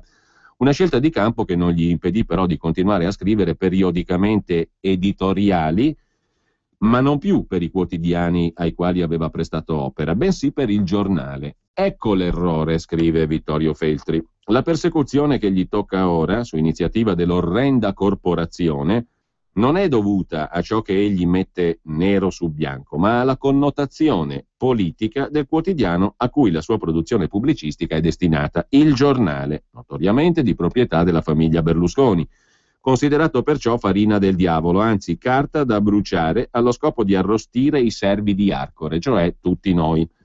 Anche coloro che pubblicano libri con Mondadori sono servi di Arcore, perché la casa editrice è pure di Berlusconi, ma attenzione, essendo essi in prevalenza compagni, non sono disprezzati né inseriti nell'organico della servitù. C'est la vie. In sintesi, conclude Vittorio Feltri, il povero Hallam non viene perseguito per le cose giuste e sacrosante che ha sempre dichiarato su Manifesto, Repubblica, Corriere, ma perché le scrive sul giornale. Non è un sospetto, è una deduzione. D'altronde anche il direttore Sallusti è nel mirino dell'ordine e io stesso mi son beccato pallettoni nelle terga, un paio di radiazioni evitate per un pelo e 3 mesi di sospensione che non sono stati 6 per pura fortuna. Questa è la realtà. Comunque mi pare che con Magdi si stia esagerando. La misura è colma. Qualcuno, mi auguro, provvederà a porre fine allo scempio. Matteo Renzi, se ci sei e non ci fai, batti un colpo, scrive Vittorio Feltri. Nella stessa pagina, poi, pagina 11, c'è anche l'articolo di Magdi Cristiano Hallam che inizia così. Mi sono pentito. Ammetto d'aver commesso il reato di islamofobia. Riconosco la legittimità del Tribunale dell'Ordine dei giornalisti. Ho deciso di collaborare per espiare fino in fondo le mie colpe, confessando la lunga serie di reati commessi fin dall'inizio dell'attività giornalistica nel 1976, così come considero doveroso denunciare tutti gli islamofobi che ho conosciuto. Lo so che sono tanti, ma è fondamentale individuarli, condannarli tutti, tanto i processi saranno rapidissimi, perché ho le prove inconfutabili della loro colpevolezza. Sono convinto che dobbiamo bonificare l'Italia dall'islamofobia per assicurare l'avvento della nuova civiltà globalista, finanziaria, eurocratica, relativista, immigrazionista, multiculturalista e ovviamente islamofila. I capi d'accusa che mi sono rivolti sulla base della denuncia di un avvocato orgogliosamente italianissimo che ama l'Italia più di se stesso e che darebbe la vita per salvaguardare la nostra civiltà dalle radici ebraico-cristiane, i capi d'accusa fanno riferimento a soli 9 articoli scritti nel periodo di circa 8 mesi, limitatamente al 2011, per un unico quotidiano, Il Giornale. Evidentemente la bontà d'animo dell'avvocato l'ha indotto a non denunciare tutta la mia produzione giornalistica, che, vi assicuro, è un ammasso di islamofobia da destinare al rogo per il bene dell'umanità. Non sarà facile, prosegue Magdi Cristiano Hallam, reperire le migliaia di articoli scritti per l'agenzia giornalistica Quotidiani Associati, che fino al 1990 furono pubblicati da una trentina di testate locali, tra cui il Secolo XIX, il Gazzettino, il Mattino, la Gazzetta del Mezzogiorno, la Sicilia, l'Unione Sarda, perfino il Corriere del Ticino, mentre risulta più agevole disporre di altre migliaia di articoli pubblicati fino al 2003 sulla Repubblica e fino al 2008 sul Corriere della Sera.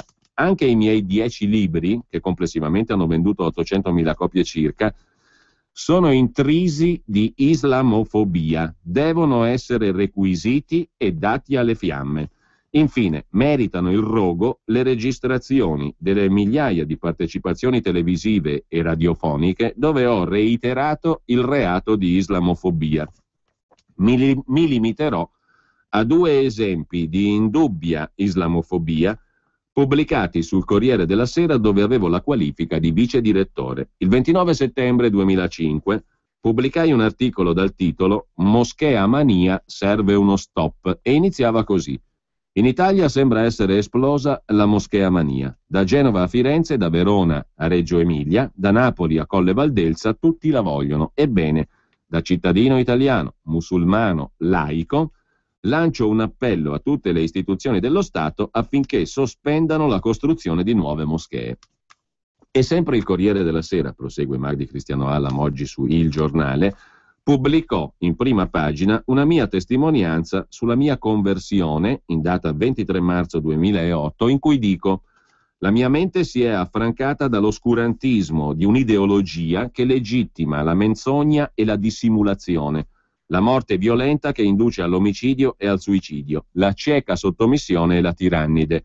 E ancora, al di là della contingenza che registra il sopravvento del fenomeno degli estremisti e del terrorismo islamico a livello mondiale, la radice del male è insita in un Islam che è fisiologicamente violento e storicamente conflittuale. Questa è una citazione ancora da un altro articolo del 23 marzo 2008. Ebbene, scrive Magdi Cristiano Hallam, per espiare la mia lunghissima serie di reati di islamofobia, procederò autonomamente a tagliarmi la lingua, con la speranza che mi risparmieranno il taglio della testa. Da oggi non pronuncerò mai più il nome di Allah in vano. Terrò una copia del Sacro Corano sul comodino e la bacerò prima di coricarmi e al risveglio.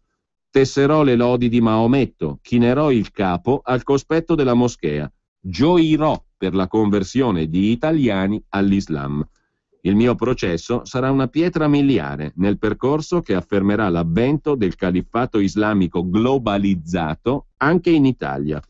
La storia riconoscerà ai taglialingue nostrani il merito di avere epurato da giornali, TV, libri e discorsi pubblici qualunque offesa o semplicemente critica ad Allah, da venerare inconfutabilmente come il Dio di tutti.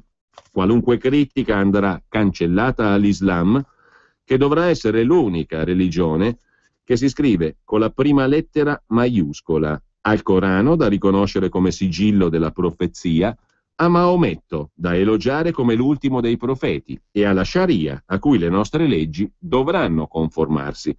Non posso che essere grato, conclude Magdi Cristiano Allam, al Tribunale dell'Ordine dei giornalisti, che mi concede l'opportunità di redimermi e di estirpare con la mia condanna il male assoluto dell'islamofobia.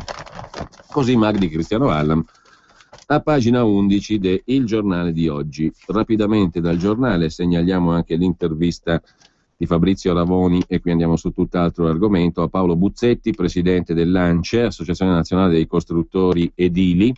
Qualcuno vuole commissariare l'Italia, ci aspettavamo un piano Marshall, invece ci sono solo buone intenzioni da parte del governo per far ripartire il paese, puntare sull'edilizia, ci vuole uno shock. E voltata pagina 6, sempre allo scopo di far ripartire il famoso paese, cioè l'Italia, c'è anche l'elaborazione teorico-pratico-programmatica di Renato Brunetta, capogruppo dei deputati di Forza Italia. Per far ripartire l'economia serve un New Deal europeo. Il Premier accolga la proposta di Forza Italia. Si stanno proponendo in tutti i modi da Forza Italia per governare sempre più strettamente con Renzi. Attuiamo il piano Draghi-Juncker. Alzi la mano, chissà cos'è. È ora di riforme coordinate fra tutti gli stati. Il rigore tedesco ha fatto solo danni, dice Brunetta. Il semestre italiano, presidenza Renzi, l'occasione per varare il cambio di rotta è il 7 ottobre a Milano. Si può attingere alle riserve auree eccedenti delle banche centrali. Acchiappiamo l'oro, dice Brunetta, mentre Berlusconi sarebbe deluso da Renzi, ci racconta sempre il giornale in retroscena, perché quel ragazzo lì, ha detto Silvio, non vuole essere impopolare, mentre lui, Silvio, invece il suo primo pensiero era quello di essere impopolare, vero? Il leader di Forza Italia rimprovera a Renzi la mancanza di coraggio, ma evita lo scontro frontale. Sulla giustizia riprenderanno le trattative, scrive il giornale, dal quale ci congediamo con l'articolo di Gian Michele Sin, pagina di politica estera 13, le 10 mosse politiche per sconfiggere gli jihadisti. Cavalcare i successi del generale Petraeus in Iraq, fornire sostegno alle milizie anti-islamiste in Libia, sono 2 vie per annientare gli integralisti, ma ne aggiunge altre di mosse Michalessin. Ultima chiamata per Obama, che ha la prova cruciale. Adesso lo segnaliamo soltanto perché non abbiamo molto tempo, ma a pagina 17 del giornale poi c'è una notizia curiosa, ne dà conto Cristiano Gatti, i ritocchi alla memoria. Di che si tratta? Di un'iniziativa di alcuni neuroscienziati, i neuroscienziati in questo caso del Massachusetts Institute of Technology, il celeberrimo MIT statunitense, lavorando sul cervello dei topi nella zona dell'ippocampo che è deputata a memorizzare le esperienze, la zona della memoria. Gli scienziati in questione sono riusciti a instillare nelle cavie ricordi fasulli. Questo eccezionale risultato, pubblicato sulla rivista Science, fa il paio con la recente scoperta a Tolosa di una pillola a base di propranololo capace di cancellare dalla mente le esperienze più brutte. I ritocchi alla memoria, meglio dimenticarseli, è l'opinione di Gatti. I neuroscienziati inseriscono ricordi falsi nelle cavie e inventano una pillola che cancella le brutte esperienze. Ma così si cancella la vita. Ci mancava il Photoshop del cervello. A tutti piacerebbe un'esistenza solo bella, ma non funziona così. Sarebbe utile per il voto. Nell'immediatezza, prima del voto, tu vai dall'elettore e gli inserisci questa roba qua che hanno trovato i neuroscienziati per cancellare i brutti ricordi, così ti rivotano un'altra volta. Che poi è quello che è successo sostanzialmente anche in Italia, senza modificare la memoria di alcun cittadino elettore. Ad ogni modo, brevissimamente adesso diamo un'occhiata anche al Fatto Quotidiano del lunedì, un pochino più in dettaglio. A pagina 3 del Fatto Quotidiano c'è una breve intervista all'imprenditore Massimo Blasoni, 49 anni, di Udine, il quale ha comprato l'altro giorno un'intera pagina su Il Giornale di ieri per la precisione, un'intera pagina per fare il punto sull'economia. La pagina diceva così, titolava così, torneremo ai livelli di prodotto interno lordo di economia del 2008 quando Renzi avrà 67 anni, se andiamo avanti così. Per tornare sani servono 28 anni e non 1000 giorni. Ha comprato dunque un'intera pagina sul Giornale ieri l'imprenditore Blasoni, 2 tondi, uno con la foto del Premier come adesso e l'altro con un fotomontaggio che lo ritrae anziano e canuto, Sotto la scritta: torneremo ai livelli 2008 quando Renzi avrà 67 anni. All'inizio di agosto Blasoni ha fondato il Centro Studi Impresa Lavoro, che ha ipotizzato il conto che è stato presentato sulla pagina del giornale. Volevo comunicare a Renzi, dice l'imprenditore, con un linguaggio schietto e mediatico come il suo. Il governo aveva previsto un livello di crescita del PIL dello 0,8%, balle, per tornare ai livelli pre-crisi, considerando una crescita media tra il 2008 e il 2014 dello 0,3%, ci serviranno altri 28 anni. Cosa mi fa più paura? Quella di Renzi è solo una politica degli annunci.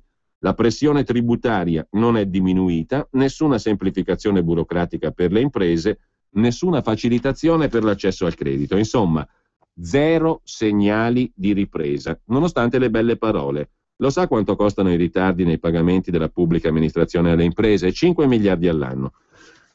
Lei ha votato Renzi? Chiede il Fatto Quotidiano. No, risponde l'imprenditore udinese, anche se all'inizio gli davo fiducia, ma di riforme vere finora neanche l'ombra. Renzi è un politico di vecchio corso con la faccia da giovane, ma noi l'abbiamo già invecchiato con la pagina pubblicata ieri sul giornale. Mentre a proposito di vecchi politici c'è una lunga chiacchierata di Emiliano Liuzzi a pagina 8 e pagina 9 del Fatto Quotidiano del lunedì con Mario Capanna. Eravamo formidabili nonostante i terroristi, è il titolo del pezzo, ma non virgolettato. Non portava un eschimo innocente, ma per scelta. Guidò il movimento studentesco a Milano per fondare Democrazia Proletaria. Mario Capanna è stato latitante, finito a San Vittore 3 volte. Parlavamo col mondo, dice, la stessa lingua con dizionario diverso. Non rinnego niente e vi dico perché.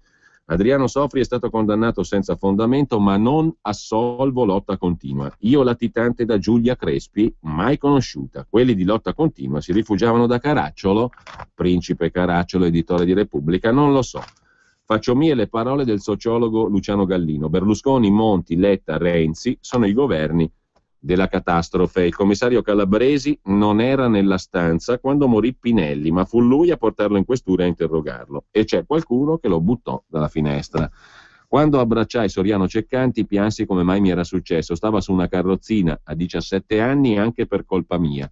Ma la scena che mi segnò la vita fu ai funerali di uno dei leader dell'AIRA morto in cella dopo lo sciopero della fame. Così il Fatto riassume la lunga chiacchierata con Mario Capanna, mentre a pagina 14 e a pagina 15 c'è un approfondimento di Stefano Feltri sul Marocco. Cambiare senza guerra. È tutto in mano a re Mohammed VI. Il monarca possiede un patrimonio più grande di quello della regina Elisabetta d'Inghilterra. Non ama apparire, preferisce spendere per spingere l'economia e per questo è tanto popolare.